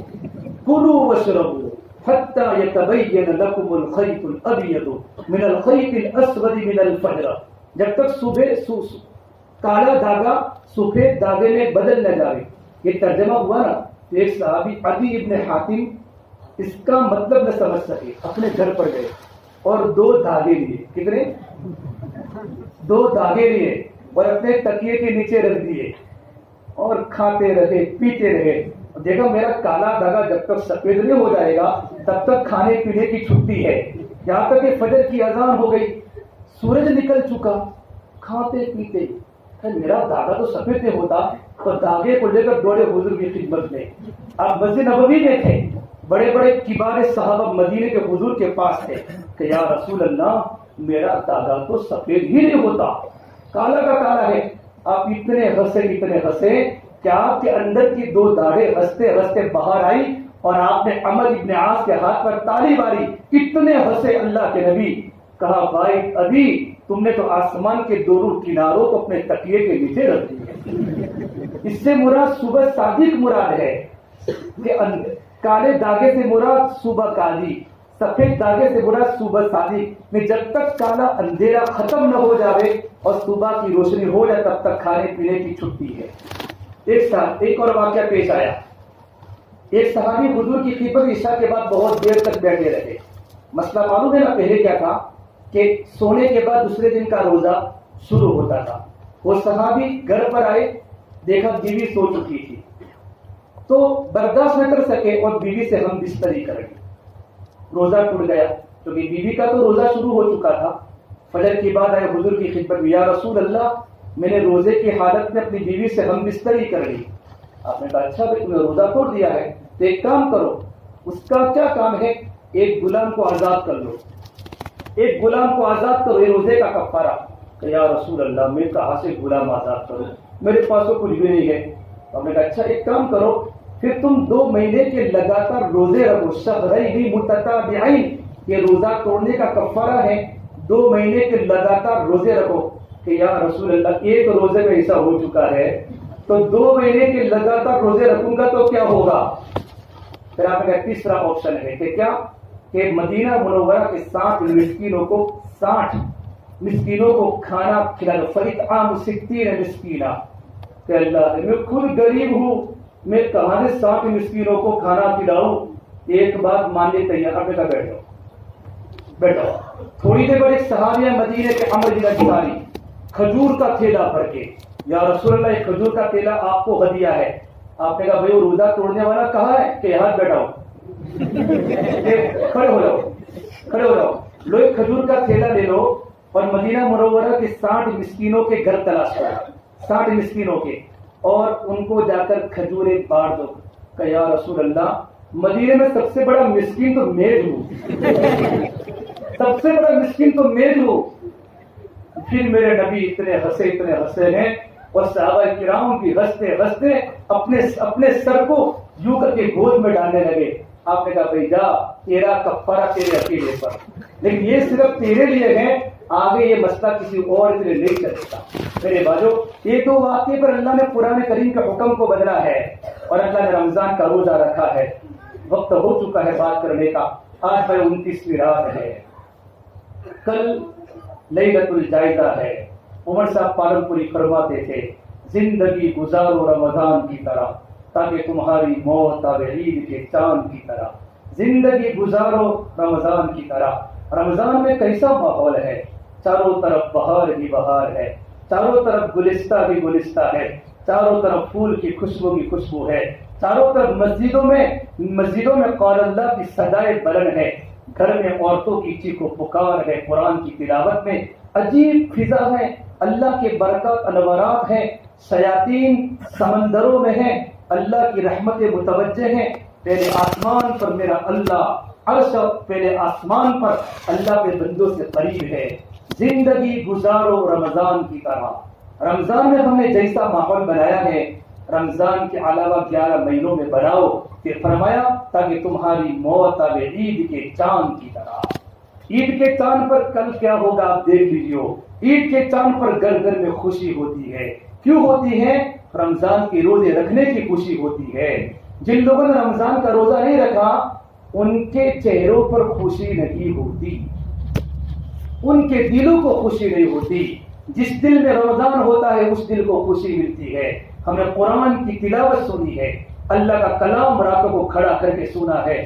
ہمارے نوجوان نے دن میں مزدوریاں کی ہیں, کام پر جا کر رمضان کی حالت میں کبھی پانی کا گھونٹ نہیں پیا. دل میں اللہ کی محبت تھی. عطا شاہ بخاری فرمایا کرتے تھے, اے ہندوستان والوں, میں نے تمہیں قرآن کریم کو اتنا سنایا کہ میں سر کو سناتا تو صبا بن جاتی, میں پہاڑوں کو سناتا تو موم ہو جاتے, اور میں سمندروں کو سناتا ان کی طغیانی رک جاتی, اور میں پہاڑوں کو اور میں دریاؤں کو سناتا ان کے طوفان تھم جاتے. پتہ نہیں تم کس چیز سے بنے ہو, کیا تمہارے سینوں میں دل نہیں ہے؟ کیا تمہارے سینوں میں دل نہیں ہے کہ پتھر بھی اللہ کے خوف سے روتا ہے, اور پتھروں میں بھی چشمے جاری ہو جاتے ہیں. اشد قسوة من الحجارہ. لیکن میرے بھائی, گناہ کرتے کرتے کرتے کرتے میرا اور آپ کا دل گلا زتوں کا گٹر بن چکا ہے. میرا اور آپ کا دل بالکل کالا کالا بن چکا ہے. اتنی رات بایو کالی نہیں ہوتی, اس سے زیادہ میرا اور آپ کا دل بایو کالا ہو چکا ہے. دل میں اللہ کی محبت بٹھاؤ. آخری آفتاب رات ہے, ہو سکتا ہے شب قدر کی رات ہو, کل 29واں روزہ ہے. دل میں اللہ کی محبت کو بھرو. میرے بھائیوں, آج ہر گھر بجلی کے کمکموں سے روشن ہے, پر دل کالی رات سے زیادہ تاریک ہے. مصنوعی کہے گونجتے ہیں, پر دل خون کے آنسو روتا ہے. چہرے ان کے چمکتے ہیں, پر دل کے اندر ویرانی ہے. لباس ہمارے زرق برق ہے, پر دل کے اندر خاک آلود ہے. اوپر تو رنگوں کی بہار ہے, اندر تو ویرانوں کے راج ہیں. اوپر تو خوشیوں کے سامان ہیں, اندر تو بربادیوں کے گیت ہیں. اوپر سے خوشحال, اندر سے بدحال. یہ کیوں ہو رہا ہے میرے بھائیوں کہ دل کسی اور کی محبت میں چلا جا چکا ہے. دل اللہ کی محبت سے خالی ہو چکا, دل نبی کی محبت سے خالی ہو چکا, دل علماء کی محبت سے خالی ہو چکا.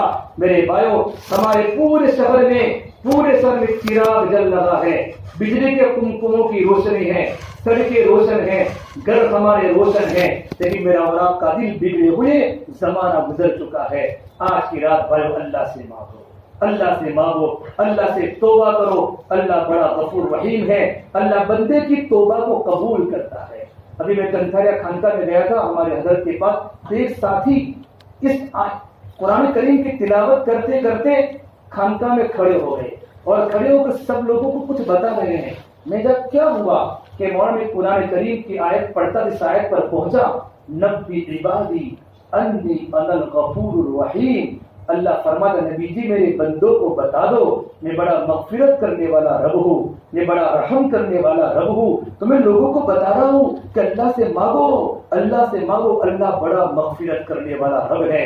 نبی عبادی انی انا الغفور الرحیم, میرے بندوں کو بتا دو یہ بڑا مغفرت کرنے والا رب ہوں. میرے بھائیوں, اس رب سے میرا اور آپ کا تعلق بنے, اس رب کی محبت میرے دل میں آ جائے. سے آج کچھ ارادے کر کے جاؤ, زندگیاں بدل کے جاؤ.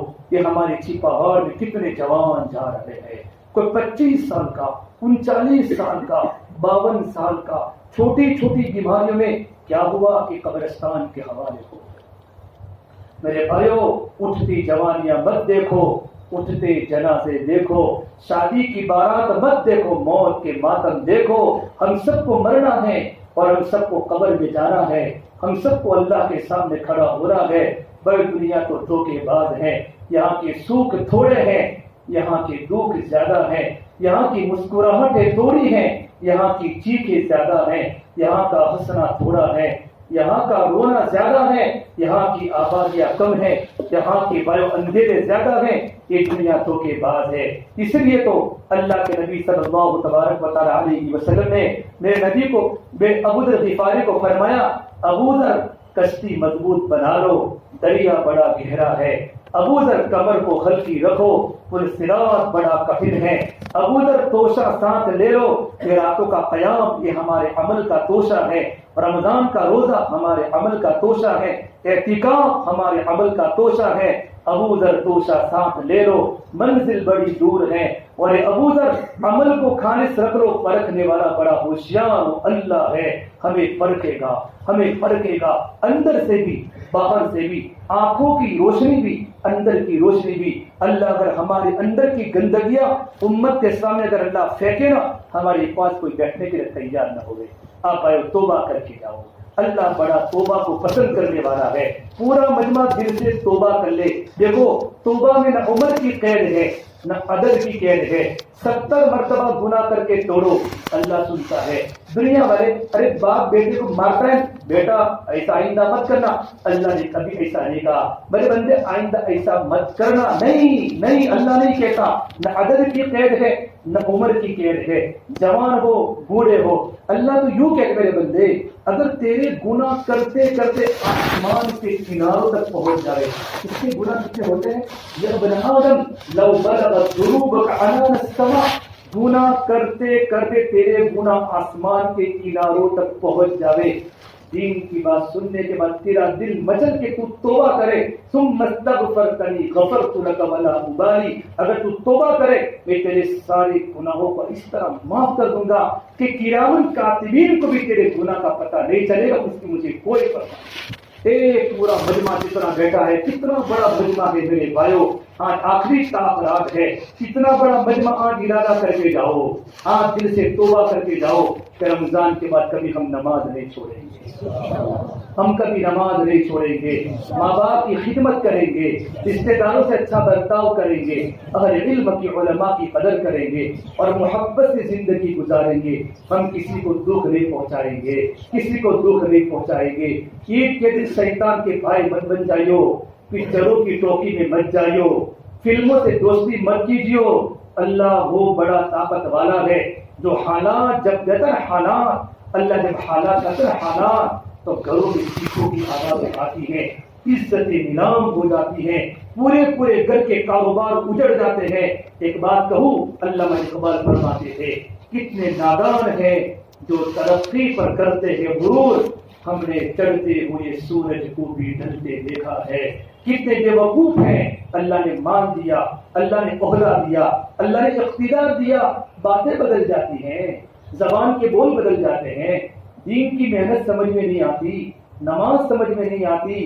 کتنے نادان ہیں جو ترقی پر کرتے ہیں غرور، ہم نے چڑھتے ہوئے سورج کو بھی ڈھلتے دیکھا ہے، ہم نے بڑے بڑے مالداروں کو زمین پر اڑتے ہوئے دیکھا۔ آئیو اللہ کے واسطے پورا مجمع توبہ کرے۔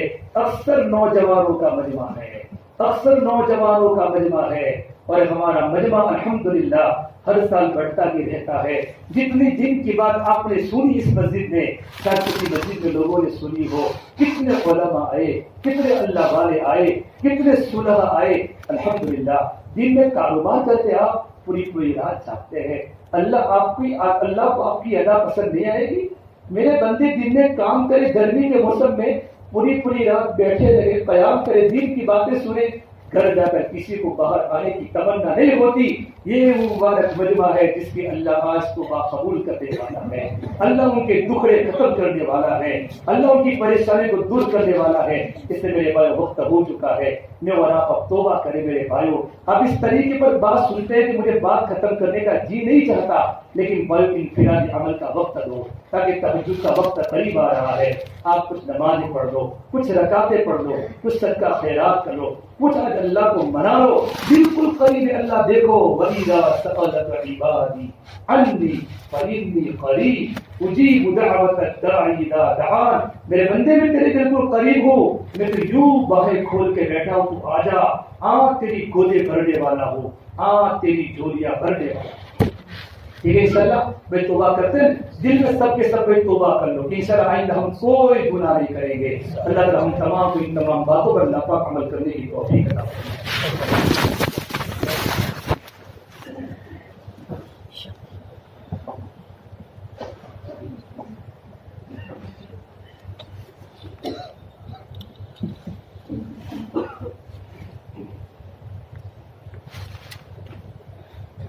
اللهم لك الحمد كله ولك الشكر كله ولك الخير كله وإليه يرجع الأمر كله۔ اللهم صل على سيدنا محمد وعلى آل سيدنا محمد وبارك وسلم. ربنا ظلمنا أنفسنا وإن لم تغفر لنا وترحمنا لنكونن من الخاسرين. لا إله إلا أنت سبحانك إني كنت من الظالمين. ربنا اغفر لنا ولإخواننا الذين سبقونا بالإيمان ولا تجعل في قلوبنا غلا للذين آمنوا ربنا إنك رؤوف رحيم. ربنا لا تجعلنا فتنة للقوم الظالمين ونجنا برحمتك من القوم الكافرين. ونجنا برحمتك من القوم الكافرين. رب اغفر لي ولوالدي وللمؤمنين يوم يقوم الحساب. رب ارحمهما كما ربياني صغيرا. ربنا هب لنا من أزواجنا وذرياتنا قرة أعين واجعلنا للمتقين إماما. اللهم إنا نسألك العفو والعافية والمعافاة الدائمة في الدين والدنيا والآخرة. اللهم إنا نسألك العفو والعافية والمعافاة الدائمة في الدين والدنيا والآخرة. اللهم إنا نسألك من الخير كله عاجله وآجله ما علمنا منها وما لم نعلم ونعوذ بك من الشر كله عاجله وآجله ما علمنا منها وما لم نعلم. اللهم إنا نسألك الهدى والتقى والعفاف والغنى. اللهم إنا نسألك الجنة ونعوذ بك من النار.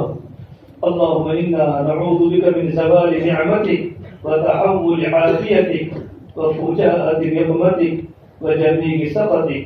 ربنا آتنا في الدنيا حسنة وفي الآخرة حسنة وقنا عذاب النار.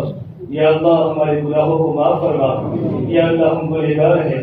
یا اللہ خطا کار ہیں. یا اللہ قصوروار ہیں. یا اللہ بڑے مجرم ہیں. یا اللہ بڑے مجرم ہیں. دل کالی راتوں سے بھی زیادہ کالے ہو چکے ہیں. آنکھوں نے خوب غلط دیکھا ہے مولا. زبان نے خوب غلط بولا ہے. کانوں نے خوب غلط سنا ہے. ہمارا پورا وجود تیری نافرمانی میں پھنسا ہوا ہے. اے میرے اللہ ہمیں معاف فرما دے مولا. آپ 29ویں رات ہے مولا. رمضان کی آخری عشرے کی طاق رات ہے.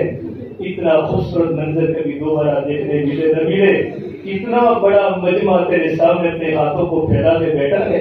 اس یقین سے بیٹھا ہے اللہ آج ہماری تمام کی مغفرت کرنے والا ہے. یا اللہ گناہ بتائے نہیں جاتے, ہمارے گناہ گنے نہیں جاتے. گناہ کرتے کرتے گناہوں کے عادی بن چکے ہیں. ہم نے رمضان میں بھی تیری نافرمانیاں کی. رمضان میں بھی ہم نے آنکھوں سے غلط دیکھا, زبان سے غلط بولا, کانوں سے اللہ غلط سنا. ہمارا پورا وجود تیرے نافرمانی میں پھنسا ہوا ہے مولا. دل کی کیفیت 29ویں روزے تک بھی نہیں بدلی. دل میں اندھیرے ہی اندھیرے ہے. دل میں تاریکی ہی تاریکی ہے. دل میں ظلمت ہی ظلمت ہے. دل میں وحشت ہی وحشت ہے. اے دلوں کے اللہ ہمارے دلوں میں ایمان کا نور بھر دے. ہمارے دل میں عمل کا نور بھر دے. ہمارے دل میں تیری محبت کا نور بھر دے.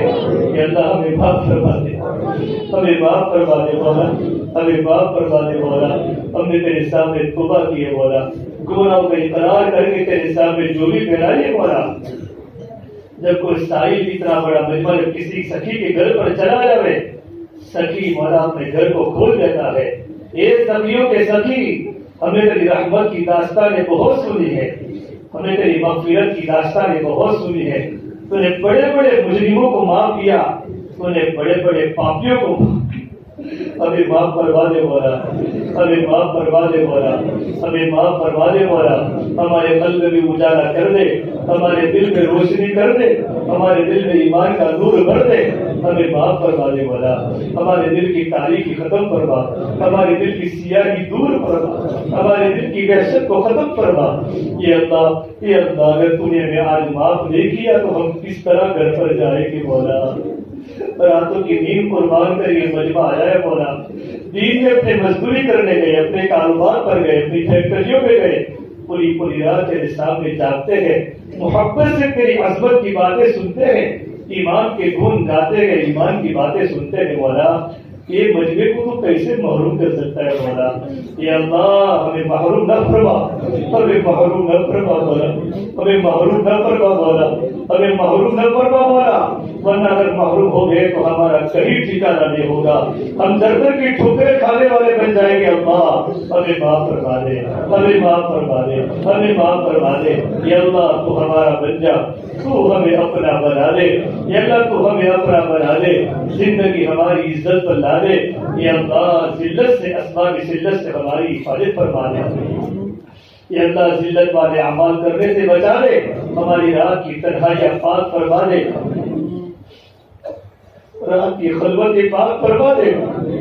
رات کی خلوت گندی ہو گئی مولا، جب سے شیطان موبائل ہمارے جیبوں میں آیا، نوجوان بچوں کے ایمان نکل چکے دلوں سے، ہماری بچی آوارہ ہو گئی مولا، ہماری بچیوں کے سر سے دوپٹے اتر گئے مولا۔ اے اللہ پوری پوری رات نوجوان لڑکے دیکھتے رہتے مولا۔ ایک دور تھا تیرے نوجوان بندے تیرے سامنے راتوں کو روتے تھے، ان کے راتوں کے رونے پر تیرا عرش آسمانوں پر ہلتا تھا۔ کہاں گئے وہ نوجوان جن کی راتوں کے رونے سے تیرا عرش کانپتا تھا؟ اللہ ہمیں کوئی ابو بکر نہیں کہ ہم تیرے سامنے حاضر کریں، ہمارے پاس عمر بن خطاب نہیں کہ ہم تیری خدمت میں پیش کر سکے، ہمارے پاس عثمان غنی جیسا حیا والا کوئی نہیں، علی مرتضیٰ بہادر ہمارے پاس کوئی نہیں، ہم سارے کے سارے گندے ہی ہیں مولا، ہمارا دل گندا ہو چکا مولا، ہمیں معاف فرما دے، تو ہماری توبہ قبول فرما دے، یا اللہ تو ہماری توبہ قبول فرما دے۔ پورے قرآن میں کہا ہے وَإِذَا سَأَلَكَ عِبَادِي عَنِّي فَإِنِّي قَرِيبٌ، میرے بندو مجھے پکارو میں تم سے قریب ہو، اجیب دعوت الداعی اذا دعان، میں تمہاری پکار کو سنتا ہوں۔ یا اللہ اس مجمع کی بات آج سن لے، بہت سے دکھی بیٹھے ہیں مولا، بہت سے دکھیارے بیٹھے ہیں جن کے کاروبار ٹھپ ہے مولا، جن کے گھروں میں قرضے ہیں مولا، جن کی بیویاں نافرمان ہے مولا، جن کی اولادوں سے پریشان مجمع بیٹھا ہے مولا، ان کے اندر جو جو تکلیف ہے مولا، تمام کی تکالیف تو آج کی تاخرات میں دور پڑا، آج کی تاخرات میں تو دور پڑا۔ رمضان کا مقرر مہینے کا واسطہ ہم تیرے سامنے پیش کرتے ہیں مولا۔ یا اللہ امام حرم نے چیخے مار مار کے تیرے سامنے دعائیں کی ہے، اس مجمع کو قبول فرما۔ یا اللہ قرضوں کو آسانی کے ساتھ پورا فرما، ان کے کاروبار میں خوب ترقی برکت نصیب فرما، دین کے تقاضوں پر خرچ کرنے والوں کو مال کی ترقی نصیب فرما۔ یا اللہ غربت کو ختم فرما، یا اللہ ہدایت کی دولت سے مالا مال فرما، بے دکانوں کو دکان دے دے مولا، بے مکانوں کو مکان دے دے مولا، بے روزگاروں کو حق حلال کی روزی دے دے مولا، ہمارے جوانوں کو بیکار مت فرما، ہمارے جوانوں کو دنیا کی کسی مشغلے میں ڈال دے، اور ان کو دین کی محنت کے لیے زندہ فرما، ہم سب کو دین کی محنت کے لیے قبول فرما، پورے عالم کے چپے چپے کے لیے قبول فرما، ہمارے دل میں تیری محبت پیدا فرما، تیرا رنگ ہمارے دل میں پیدا فرما۔ یا اللہ ہم نے بہت بڑے گناہ کیے مولا، آج تیرے سامنے اقرار کر کے توبہ کرتے ہیں مولا، آج ہماری توبہ قبول فرما مولا۔ ہم دوبارہ رب العالمین کبھی نہیں کریں گے، لیکن مولا ہم کمزور ہیں، ہم سے توبہ کر کے بھی توبہ ٹوٹ جاتی ہے مولا۔ لیکن تو نے قرآن میں کہا ہے اے میرے پیارے بندو جنہوں نے اپنے جانوں پر ظلم کیا ہے، لا تقنطوا من رحمت اللہ، میری رحمت سے مایوس مت ہو۔ اے مولا ہم تیری رحمت سے مایوس نہیں ہوتے مولا، آپ کو 70 ماؤں سے زیادہ رحم کرنے والے پروردگار ہے مولا، ہمیں معاف فرما دے مولا۔ کہ آج نوجوان اپنے ہاتھ اٹھائے مولا، نوجوان توبہ کرنے بیٹھے ہیں، معصوم بچے اپنے ہاتھوں کو پھیلا کر بیٹھے ہیں، علماء کی جماعت تیرے سامنے ہاتھوں کو پھیلا کر بیٹھی ہے۔ یہ اللہ اس مسجد میں 84 لوگ اعتکاف میں ہے مولا، یہ اللہ کتنا بڑا خوبصورت ترین مجمع بیٹھا ہے۔ یہ اللہ اس مسجد میں تاخراتوں میں تیرے نام کے گن گا رہے ہیں مولا، آج آخری تاخرات پورے مجمع کو قبول فرما، پورے مجمع کو قبول فرما، پورے مجمع کو قبول فرما، پورے مجمع کی مغفرت فرما، پورے مجمع کی مغفرت فرما، پورے عالم کے مسلمانوں کی مغفرت فرما، عالم میں ہدایت کو زندہ فرما، عالم میں ہدایت کا بول بانا فرما۔ اے اللہ حق پر حق بولنے پر، حق کو لے کر چلنے پر ہمیں قوت نصیب فرما۔ اے اللہ مسلمانوں میں خوف اور ہراس ہے، ڈرے ہوئے مولا، تیری مدد کا یقین ہمیں نصیب فرما، قدم قدم پر رہبری فرما، قدم قدم پر نصرت فرما، جہاں جہاں مسلمان پریشان ہے مولا ان کی پریشانیوں کو دور فرما، اسلام کو قوت عطا فرما، باطل کو ختم فرما، حق کا غلبہ فرما، یہ برادران وطن کے قلوب میں اسلام منشرح فرما، اسلام منشرح فرما، اسلام کی عزت نصیب فرما۔ اے اللہ اے اللہ اے اللہ اے اللہ، تیرے نبی 23 سال کی سنت کے لیے تڑپے ہیں مولا، تیرے نبی کے آنسو نکلے ہیں، تیرے نبی کی ستروں پر مارے بھوک کے تڑپتے تھے، ہائے میری امت ہائے میری امت، ہم نے تیرے نبی کا رونا بھلا دیا مولا، تیرے نبی کا رونا بھلا دیا مولا۔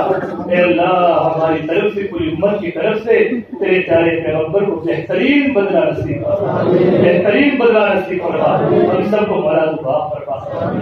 یہ اللہ رات بہت آگے نکل چکی ہے، سحر کا وقت قریب ہے مولا، تو بالکل پہلے آسمان پر ہماری فریادوں کو سن رہا ہے، آج ہماری فریادیں سن کے ہماری فریادیں قبول فرما دے، اے مولا ہر ایک کی جائز تمنا پوری فرما دے، ہر ایک کی مشکلوں کو در فرما دے، یہ اللہ بیماروں کو شفا کاملہ دائمہ نصیب فرما دے۔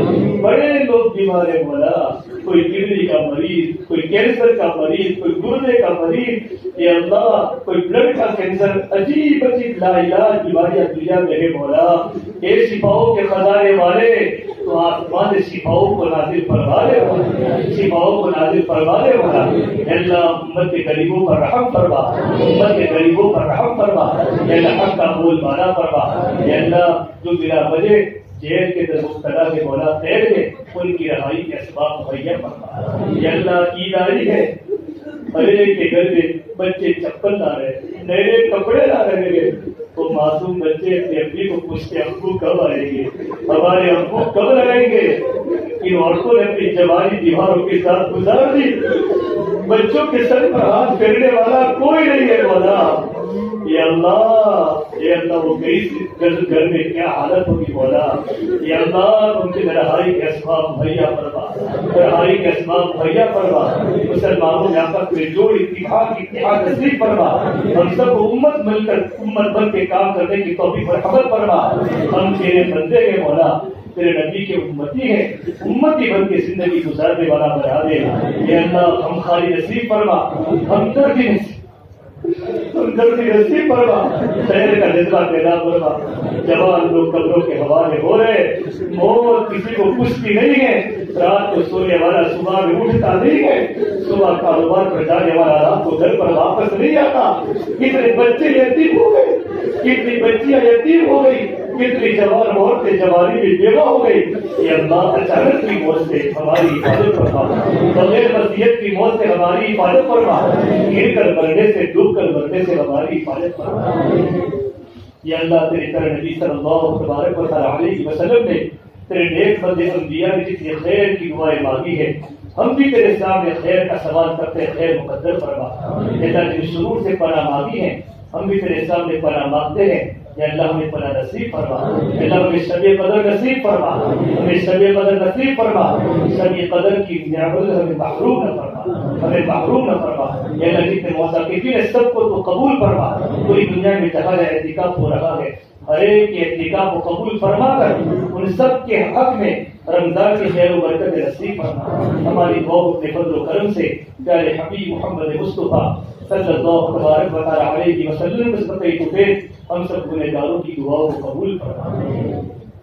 اللهم انا نسألك من خير ما سألك منه نبيك محمد صلى الله عليه وسلم ونعوذ بك من شر ما استعاذك منه نبيك محمد صلى الله عليه وسلم، اللهم اغفر أمة محمد صلى الله عليه وسلم وتجاوز عن أمة محمد صلى الله عليه وسلم، اللهم انصر من نصر دين محمد صلى الله عليه وسلم واجعلنا منهم، واخذل من خذل دين محمد صلى الله عليه وسلم ولا تجعلنا منهم، رضينا بالله ربا وبالإسلام دينا وبمحمد نبيا صلى الله عليه وسلم، جزا الله عنا محمدا ما هو أهله صلى الله عليه وسلم، وصلى الله تعالى على خير خلقه محمد وعلى آله وصحبه أجمعين برحمتك يا أرحم الراحمين۔